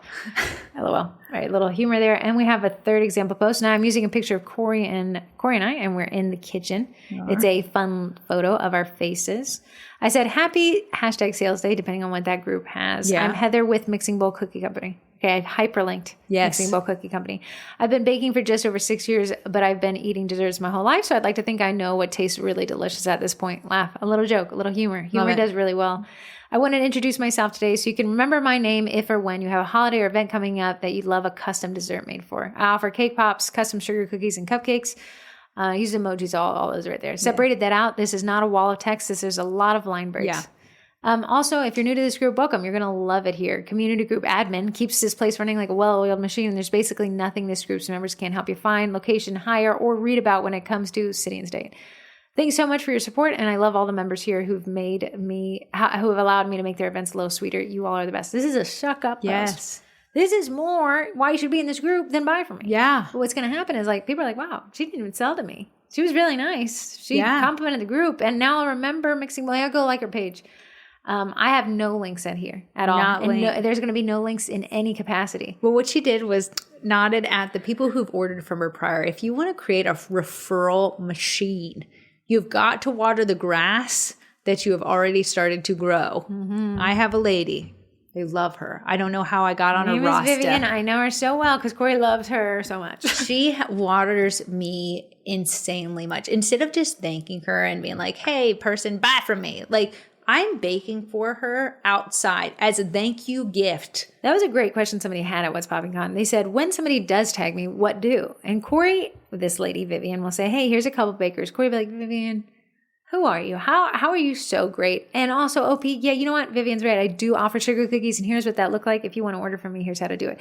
We're going to thank the people. We're going to water the ground that's already green. Yeah. There are biggest bastion in a community group because I can tell people to buy from me, but when somebody else tells you to buy from me, it's so much more valuable for someone else to recommend you than you to recommend yourself. If you want diehards, if you want people, you're like, they're always tagging someone else. You gotta get with that strategy behind them. With that candy lady. Oh, there was. I love all these people. There's this candy lady, and I'm not in the candy space, so I have no ties to candy. There's never I'm eating it. I'm just eating it. I'm just a consumer. This candy lady will always recommend this other local baker. Love the local baker. But I'm like, that candy lady is always online and she's always quick to recommend somebody. I would love to be able to get on her roster some way, somehow. Okay, but I've never met her in person. We don't cross paths that often. She doesn't live super close to me, but she's in that Northern Virginia foodies group. One day, someone asked for literally the candy that she makes. And because I've always seen her name, I knew exactly who to tag in her page to tag because she is the lady that makes that candy. And I was like, you know what? She may never get the notification. We're not friends. Who knows? Whatever. I've never got a response to it. So I was like, I'll just go off. Someone asked for cookies a couple days later. Now this lady recommended both the bakers she normally recommends, and then my name was on there. So it works. Psychology. A couple things I want to say. You may say, well, I know, twins, you didn't even talk about this. I'm going to cut the line. I'm going to get somebody else to make my sales post and recommend me. Corey and I hate it. In fact, we hate that astroturfing plant so much that we ban people over it. Corey and I said, hey, it's not fair to others to break the sales rule by getting somebody else to sneak around it because we do allow recommendations on any day. So, hey, I've used this tree company. It was great. Yeah. Corey said within the parameters of a tree company, it's typically recommended once a year. If one day I wake up and the pending posts are all about recommending this tree company 5 in a day, you are astroturfing in a way that's breaking the group rules, and it's bringing that target to your profile. As a small business baker, I know the amount of clients that I get. I'm having 3 clients come pick up their orders per week. Out of those numbers of people, multiply that by 52, probably someone who shouts me out is once a quarter. Okay. I feel like I'm rocking socks and I'm getting once a quarter. That's what a natural progression is. Oftentimes people are busy. They paid you the money. That was their thank you. When you use your clients as bait, Mules, your marketing mules, right? You're putting them at risk of getting banned. And you're putting yourself at risk of getting that target on you. Yes. We call them review rings, and it's when I've seen it in other groups and it's kind of toxic and people notice it eventually. It makes me feel like, well, that's not fair. Yeah. And when the admins get on, it's even worse. Yeah. But here's the thing. A real estate agent would love to be able to sell 20 houses a night. But I can bake 20 cookies a night and give them to people and be like, go recommend me in this local community group. It makes you, I can always tell. It's always tagging the page, tagging the website. It's so well. Tagging the person and saying, thank you so much for this amazing thing. And I'm like, one, it's against the rules. You have to tell somebody when you're paid to leave a review. Here's the thing. And in this local community group that I run, I did not know this was happening. I needed a cleaner. I was tired of cleaning and I needed a cleaner. Someone was these people were recommending this cleaner all the time. I said, I'd be dumb not to hire this cleaner. She's apparently the best cleaner that's ever happened upon this area. I hired her. Worst experience ever. One, she never showed. She kept canceling. So I wasn't even able to vet it. But I realized what she was doing was having giving people. A kickback. Yeah. You got a discount on your future cleaning when you came to this group and tagged her. Right. Same happened with that car repair shop from yesteryear. Everyone was tagging him. It was like, it's now be this the best group shop ever. that I thought was valuable compromised. has become non-valuable. Yes, meaning I can't. And you'll start to see it when people are like, "Please only recommend somebody you've actually used." Like because it's like a hostage situation. I get there's like you're a part of networking. Be groups. nice. I was saying, be nice. Is the biggest offender. Networking groups, and you're like, I have to hawk their wares, otherwise I can't put something in the little bowl and it goes there. No, we don't want to compromise our clients. We don't want to compromise our reputations. But here's what I'm going to tell you: what if somebody's really active in the group and does all the right things and does a value-added content, and then somebody else comes in and said, I had a great experience with them, I'm going to be like, that was probably legitimate. And I'm not going to be worried about it. To wrap this up, community groups are a conversation. Do unto others as you'd have them do unto you. If you want people to comment on your sales post, guess whose name I should see commenting on every single sales post in that group? Yours. If you want people to engage with your intro post, guess what? Every intro post should have a comment from you. Yes. Welcoming them, asking them more. Be involved because community groups are resources. Yeah. Be a part of the conversation. Add value. Respect other people. Tag other vendors. Tag other members. Yeah. Say, hey, person who recommended me this landscaper, I ended up calling him, had a great experience. Yeah, had a great experience. Right. I love to throw it back. If I got a recommendation I saw and I got it from someone else in the group, I'll be like, thank you, Chloe, for recommending this person. Hired them. They were amazing. Now we've created a network. Right. Also, just scroll through the group. Somebody was asking Corey's community group, which skincare product is best for wrinkles. I was like, no one. Right, here's a website that you use again. I made no money from that, but I've created a connection with somebody. Whether or not I hear from them again is not the ultimate goal. Yes. Being a part of the community is. When you're a part of the community, sales will sell themselves. It will. And I will be honest, while it has been hard to create a community group, the sales I have gotten from it makes it a no-brainer. So if you can avoid the time and energy to make a community group and go on the coattails of someone who's done the hard work for you, but appreciate them and add the value for them, it can be just, you could call it a day. You could be like, I don't need to do any more marketing. I'm truly just doing it. Agree. Okay. Moving on. Cookie College. Last night, Corey, the Cookie Class Kits added a new class. It is the Cookie Class Kits is everything you need to plan, market, and teach a in-person cookie class. Yeah. This year we're doing our tertiary holidays. It's been doing this for years. If you sign up for the Cookie College, you get all 3 years of content. Next year we're going back to our primaries. The mains. You'll see Valentine's Day, Easter. Which is fun. But this year we did Mom's Day 2 months ago. Yeah. We did Cinco de Mayo last month, which you could still use. Nothing says Cinco de Mayo on it. You could still use it for any orders you have. A lot of fiesta, my first fiesta. Right. I love those. Margaritas and the girls. Yeah. But also this one, yesterday we did a Father's Day class. It's the first year we've done a Father's Day class. It has a golf ball. It's very cute wet on wet technique. It has handwriting. Cheers on a gooseneck beer bottle.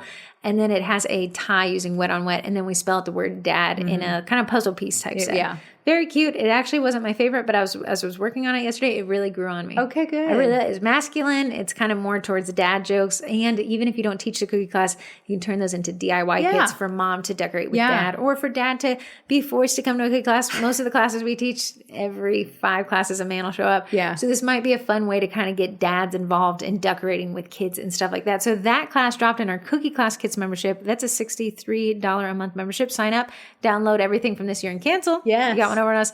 Or sign up for the Cookie College. I almost guarantee you'll like it so much you'll stick around. It's $76 and you get the 2023, the 2024, and the 2025 classes. Since it's the 8th, that means next month on the 7th, you'll get another class. Which will be an Independence Day.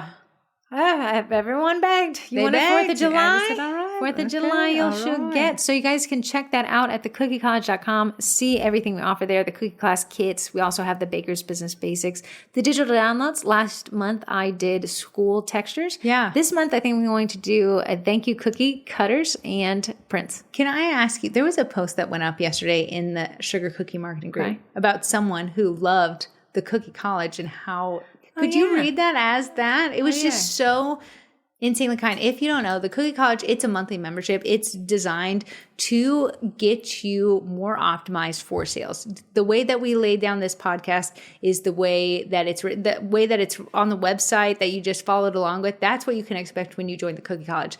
A step-by-step, hold your hand, done with you marketing. It's fantastic. There's been so many people that have seen positive results from it that I can confidently say we can help you too. If you want to make more money in 2025, if you want to make this bakery thing work, let us help you do it. Okay, I'm so close. Okay, here we go. So close. Anne said it, Ann Elizabeth. She said, hi, twins and Sugar Cookie Marketing friends. I used to be in this group a lot when I started a few years ago, but haven't been on as much as time has progressed. I think what I've learned often, and I'm so grateful. I just want to stop by and share some things that I hope will help others. I had no business experience when I started my cookie business. That Cookie College subscription was probably the most important thing I did that made my business a success. We did not pay this lady, right? No, I was a little surprised. I know. And the things I learned allowed me to launch my business in a state I'd come from and then in a new state where we unexpectedly had to relocate.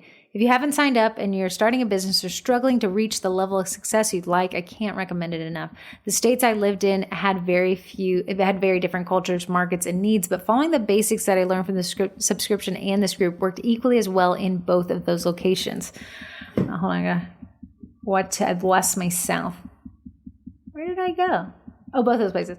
Where I started, I knew tons of people that really helped a lot too, but I knew nobody here when I moved, and following the same general formula and marketing strategies worked just as well. It just took a little longer to build that local support, but making the connections with small business owners here and going out of my way to make community donations, which is always an important part to me, has really helped. I really love the approach from the twins where we see fellow bakers as allies rather than competitors. I feel like we're all offering something unique to which we are to who we are, and we're not just selling a product. We're selling feelings and experiences, which is unique to each of us. Plus, I really enjoy and admire seeing so many fabulous creations. I feel like not worrying about what anybody else is doing outside of admiring them has made having a business fun and taken a lot of the pressure that was difficult in the beginning, where I felt completely intimidated by how much better everyone else was. I couldn't figure out why my business took off so much, and I really do think that the marketing is the most important. It's more important than the product in some ways. That's a hot take, and I agree. Yeah. She said, there are a ton of talented bakers out there, but I do think we all have our own little niche, and finding that and promoting it can make us all successful. I would not be where I am today without the Cookie College and this group, and I just wanted to stop by and say thank you so much. I never thought I could successfully start or even run a business, let alone do it twice. And I know I couldn't have done it without the wisdom shared here. If you are on the fence about the Cookie College or following some of the strategies in this group, I encourage you to embrace them both, as both were important. And I don't think I would have had as success successful business had I just done one or the other. Thank you so much to the twins and this group. I'll still be around. I love seeing your posts here. And if I don't participate a lot, I just wanted to say thank you. I want to sign up for it. Stinking nice. That's nice, but that's what you can expect in the college. You get a private Facebook group, a private podcast. You get that freebie photos to help you sell. I did these pencil cookies, and it was so funny. The lady who commented on it, she's actually a local baker to me, and I don't look at her as competition. I look at her as community. She said, Corey, because of that post, I was able to sell 30 of them. I didn't have to make one. Nice. 30 cookies to be sold because you used a freebie photo. I made the cookies. I made 3 of them, and good enough for a photo.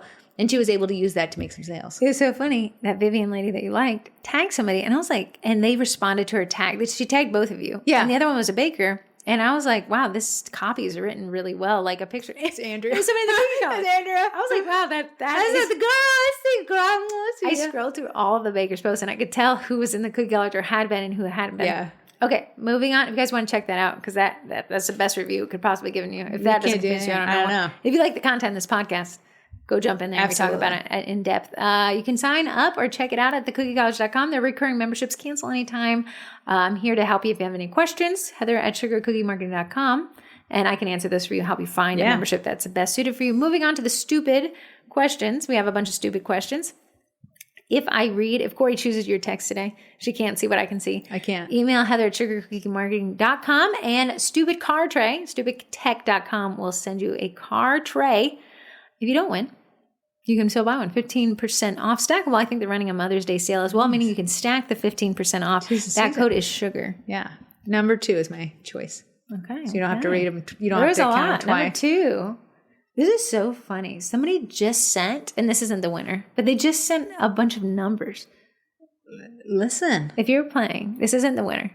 But if you're playing the lotto and you have to pick numbers, I would pick 1724302. It sounds like someone's phone number. I don't know. Yeah, just kidding. Okay, Winter Haven, Florida. Winter Haven, Florida. What a contradictory name there. Winter Haven, hot. Florida. Freezing warm. Hey, ladies, the last podcast you talked about a new sponsor, Cookie Design Labs, and mentioned that you had made a little of video of it in use. She said, I think I was driving. I may have misunderstood. But since it was made during the event that shall not be named, I figured it may not exist still. That is correct. You're wrong. You're right. Will you be doing a video on it again soon, or does it exist somewhere and I'm missing it? Thanks for all you do, and a big shout out to whichever one of you, or if it's both, for uploading all the lives on your YouTube so we don't lose these great resources. That was your girl, Heather. Okay, Winter Haven, you won. Email me at sugarcookiemarketing.com. What she's asking is our newest podcast sponsor was also a vendor for the Vendy Blendy, and it's cookiedesignlab.com. It is a very simple platform to create cookie cutter STLs very, very quickly. Very, very quickly. Very quickly. Right. So it's like in and out 5 minutes. Oh, I'm sorry. Probably like 2 minutes once you know what you're doing, and 30 seconds once you're really dialed in. I did do an example because Corey doesn't print the cutters, so she makes those promo videos for the vendors. So I made this one. I did it as a Facebook Live. I did delete it because it was all about the vendor. Right. I'll offer her that'd be nice. to go live. That'd be nice. And walk us through the platform. It's very simple, but it is worth somebody telling you where to click. Yeah, I would need just a little know-how. If you are in the Cookie College, you do have that class. I added it to the setting up a Bamboo A1 Mini and printing a cookie cutter. We do design it in Cookie Design Lab there. Great so I'll get more question. information from, actually, she keeps saying, girl, you're not writing me back. Okay. It's on your to-do list, man. Yes. To-do list. So Winter Haven, you won. If you guys want to enter in next week, it's 571-556-5644. Or if you're on Spotify, you can just click text into the podcast.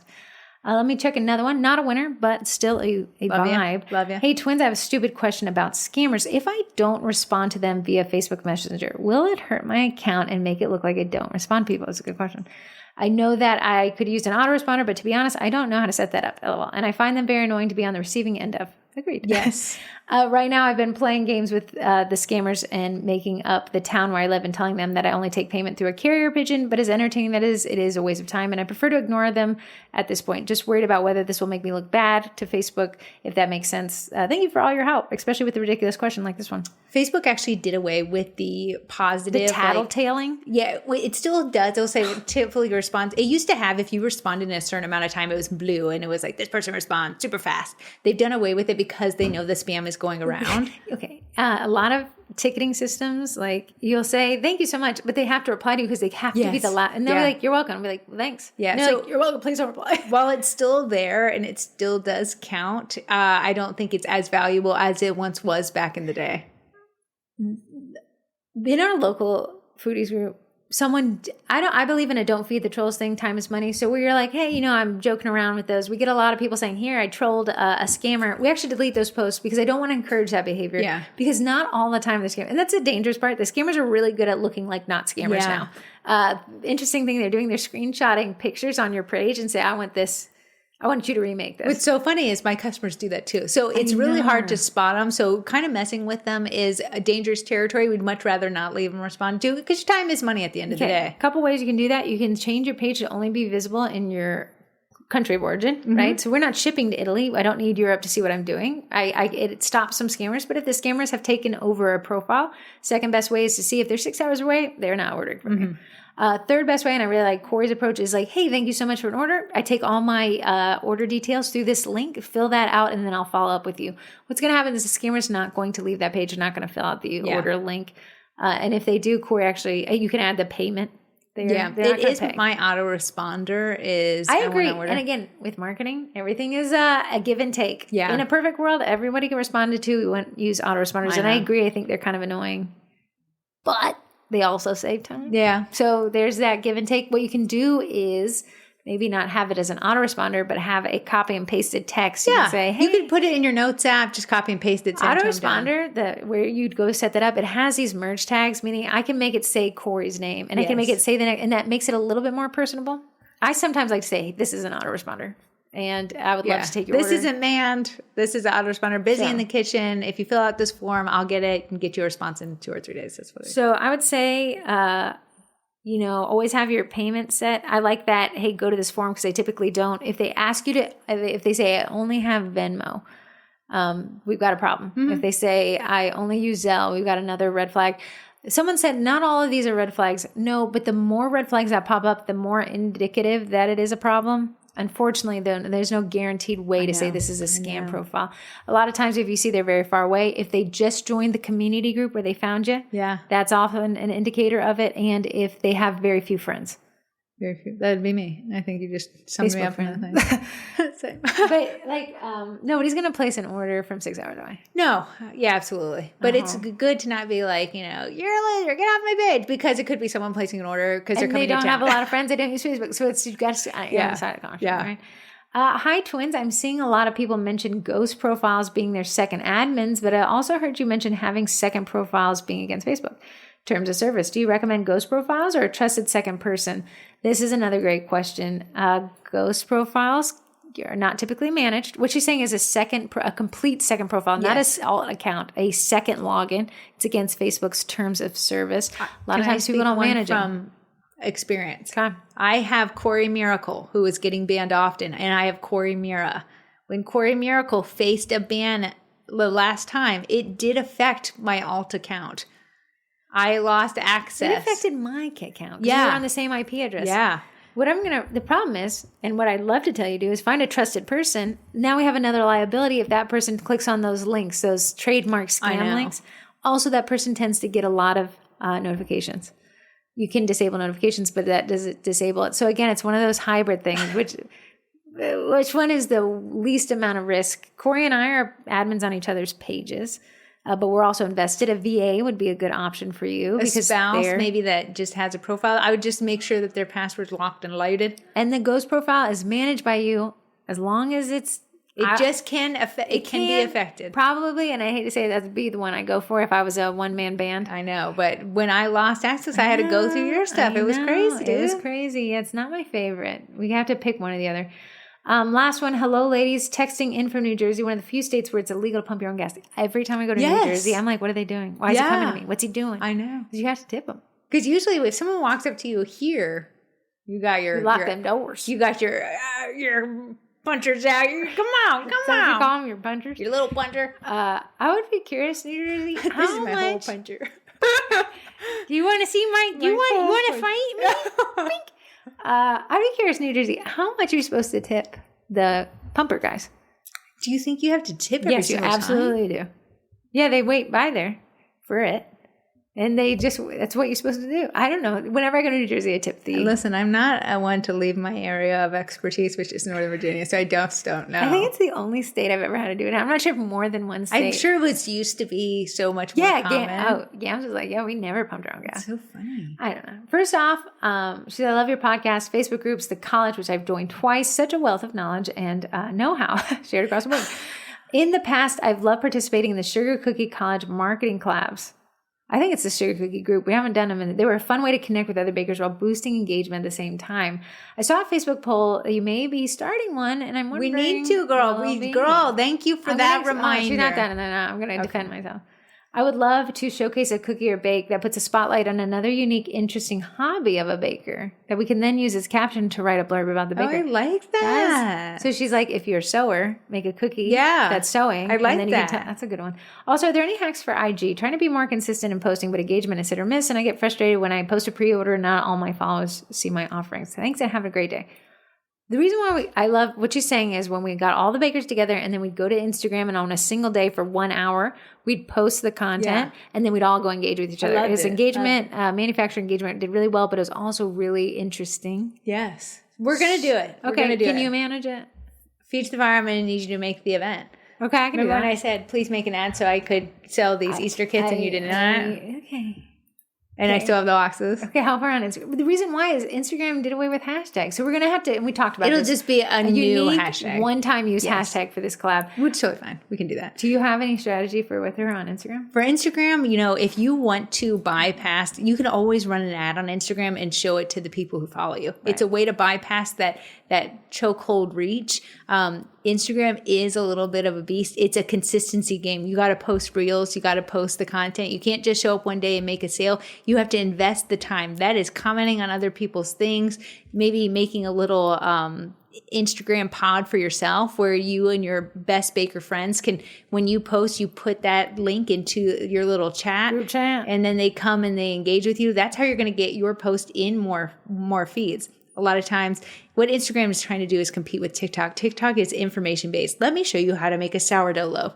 Instagram went from, here's my pretty picture of my perfect set, to now they're really trying to push content that creates that kind of engagement, which is a lot of reels. So what you're going to kind of do is introduce a reel like, hey guys, I want to tell you, I'm actually baking for my pop-up. It's in a week or so, but I want to show you this interesting thing you could do to get bubbles out of your icing. That is, but then you have a baker. Here's the thing. If you go around town, if you're setting up for a market is a great one. If you visited a farmer's market, just showcasing it, your reels don't have to ruin your page. They can live on the reels profile. So you don't even have to post it to your main feed. Archive them when you're done. Yeah, for sure. So it's really trying to create content that's useful for your end user. Remember, you were like, but I signed on, it was just pictures. But Facebook's like, we're losing people with the pictures, so we need you to do reels, guys. We'll reward you if you do that. Yeah, so they're really trying to push that. They are. We have a Facebook Live, and it's a good one. What is it? It is on Saturday, June 7th. Okay. Jade said, she emailed me the other day. She was like, I wanted to reach out because in less than a year, I've gotten 20 Google reviews. 9 of those have been posted since January this year. It's fantastic. And she says, I did this without verbally asking without a follow-up message. I need whatever this is. She says, because like you guys said in the podcast, once they pay me to obtain their cookies, the transaction feels like it's over. They don't owe me anything after that. She said, I don't even have a business card, but what I do have is an Eddie. Leave them on the hang. You can tune in. Okay, here's the title of it. She said, and I like she got me going. She said, getting Google reviews using an Eddie, ! With Jade. So that will be on, that'll be at noon Eastern Standard Time on June 7th. I'll post that information. That's fantastic. So let's move on to our sponsors. Without them, we also wouldn't have this podcast. So we need you as listeners. I'm sorry. She took my event description template and wrote it for me. Oh, she loves you. She loves you. First up, we have the Backers Co. If you want better photography and you're like, I really want to utilize the community groups, I need better photos to stop the scroll, you need the Backers Co. The Backers Co. has 25% off for you, exclusive to the Sugar Cookie Marketing Group. You're going to use code Sugar Cookie. It'll give you 25% off. That is an unheard of discount. They did not offer it last year. They are offering it this year. If you want to up your photos, if you see a photo that I've posted in the group and you're like, kind of like the feel of that, it's on the Backers Co. Backer. Love it. Daisy. Okay, what's popping, Con? was put on by Daisy Makes / Daisy Bakes. Yes. She said, once What's Poppin' Con's over, I want to advertise Daisy Makes, Daisy Bakes. Yeah, I haven't gotten that information. It's Daisy Makes Innovations. Okay. And that is It's her for cake pops. molds. Yes. Corey made one. It was very cute. Yeah, it was very, very She cute. actually made everyone in our family make one. I did. So everyone got the feel. Right. And then we all ate our cake pops. Yeah. The problem with cake pops, when you roll them, they're very heavy and they do tend to fall off the stick. And that's what people complain most about. Like, my ball's too heavy, it's falling off the stick. These cake pop molds are flat and they stay on the stick so much better. Why are you looking at me? I feel like I'm taking the wrong way. I'm so sorry. You have to be appropriate when talking about bakes. Thank you. But if you want to check this out, they have just about every shape. They were making such stinking cute. It was a heart one. So you were like, oh, I got a heart one. I can only eat for Valentine's Day. No, they made heart apples for teacher appreciation. Smart. It was so stinking adorable. So I'll get more information from her about how she wants us to talk about that. Yeah. But that's where we came. That's the What's Poppin' Conference by Daisy Makes Innovation. So you can find her on Instagram. Next up, we have Eddie, the edible food printer. Now I'm just going to say this. Eddie had to raise the price of Freddie. I just saw a post in a group. She's saying Freddie and Eddie are both owned by Primera. Right. And I don't know. And people were like, are they going to raise the price of Eddie? I had no clue. They don't confide in me anything. Yeah. But I'm like, if you were thinking about it, I'd buy it now. For what? Eddie. For if they raise the price of Eddie? Yeah, right now, yesterday they raised their price of Freddie. And he's not even out yet, so you're not. Yeah, you're not missing a thing. But yesterday, it wasn't like we can have like 4 days to book him or whatever. I think you have. I think there was a cutoff day, like if you wanted to see if you could put place. Yeah, it was like May 7th though. I know, and so it's May 8th today. Is what it said. Okay, they said nothing about it. Yeah, but I'm just saying, if the logic tracks, what if they raise the price? If it were me and I had the funds to do it, and I was on the fence. So what is Eddie? Eddie is a direct-to-food printer. He prints right on the top of royal icing. Airbrush, no more. Stencils, never heard of her. Eddie is the coolest thing since sliced bread. I still am obsessed with him. Yeah, yes. I look at him as such a tool in my toolbox. The digital downloads last month. Yeah. So we're dropped a week. So if you have a membership, go log in. Are all these paper textures. I actually had to make like lined paper. Very cute. You can print on an Eddie. Yes. With this cute stuff. And then over top of that, I did like grades. Like you can add these graphics on top of that, or you can turn it into a thank you teacher cookie. It's great. It's been great. And end of the year is coming up. That is such a fantastic way to say thank you to the teachers, thank you to the students. No, these printing that college rule line paper on I know. I did that. Background. It was so great. And Corey, was that your thank you cookies? I did. Super cute stuff. Yeah. Eddie's capable of that. Moving on, we have Royal Batch by Bakety Bake. It's a meringue powder that Corey loves. In our cookie class we just taught, Corey gave everyone a packet. I did. 2 ladies forget their little gift bag where these packets are in. Like, we have that. And I was like, oh, darn. They immediately, can you mail us that? I know. We really I thought I kept them from a Code is sugar, 10% off. She has these code is twins, but you're close. You use code twins. Don't use code sugar. Be yelling at your computer. Code is twins. If you go to sugarcookiemarket.com, scroll at the bottom, you'll get all these discount codes if you're not tracking, because I don't. Royal Batch has come out with accolades. I've not seen it or heard of it yet. I will be trying. Yeah, it wasn't on the website when we tried last time, so it might be on this time. Really, truly, la. It already has white food coloring in it. The Royal Batch does. White food coloring, corn syrup, and vanilla extract. That's why I love it so much. And if you wanted to know, I finally posted my recipe, me tried and true, in the baking group. I saw that. So if you wanted to snag it and grab it, you can use it, abuse it, love it, use it, make it your own. So you can do it. And then cover the last thing, which is the cutter shop. Technically, what? The cutter maker. Oh, yeah. Yeah. I'm so sorry. I mean, if you're listening, she's probably like, girl, I have emailed you 50 times. I'll send it to her today. Okay. However, Cookie Design Lab is that what the text in question 1 was asking about, cookiedesignlab.com. It is a STL creator. The reason why I like it so much is like Corey could do it and I could talk her through it on the phone. Yeah.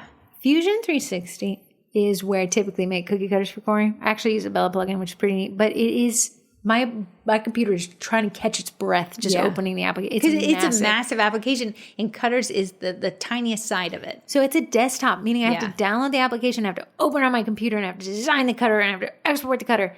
Cookie Design Lab is a web-based app. Meaning I open it up, I upload my PNG shape, it auto-generates the cutter file, I click Save, Export, STL. It's pretty neat.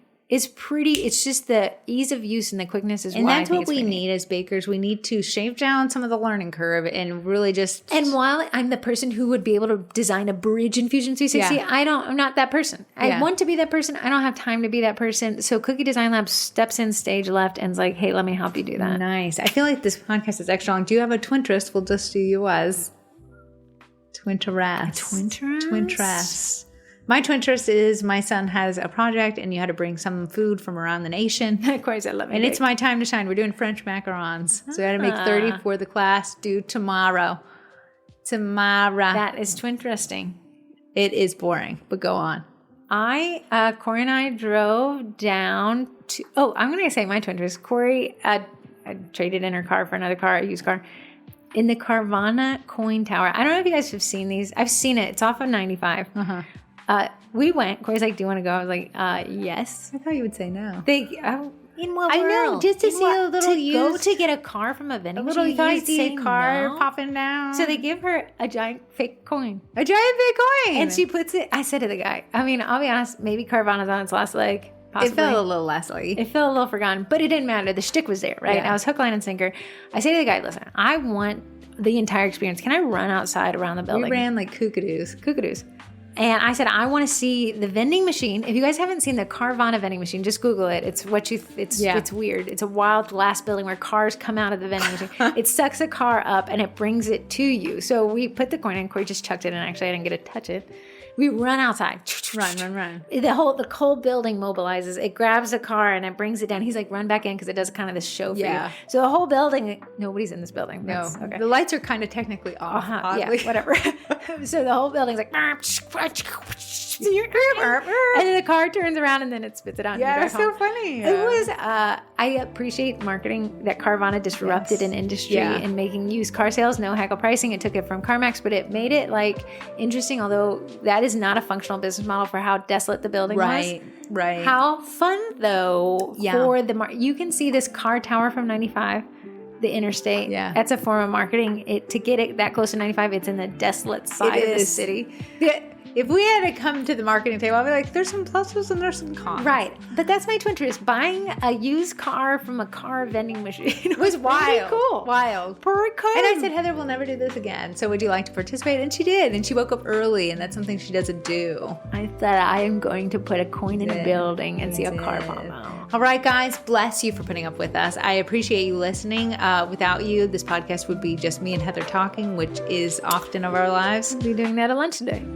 So thank you. You'll find this. Are you uploading today or tomorrow? I upload the podcast today, the YouTube video I try to do tonight, and then Wednesday newsletter goes out tomorrow at 8 a.m. Eastern. On Friday. So great. Oh, yeah. Sorry, I know. we're all 3 days. Yeah, I'm sorry. I'm going to try to get them out. My bad. Thank you, guys. See you later.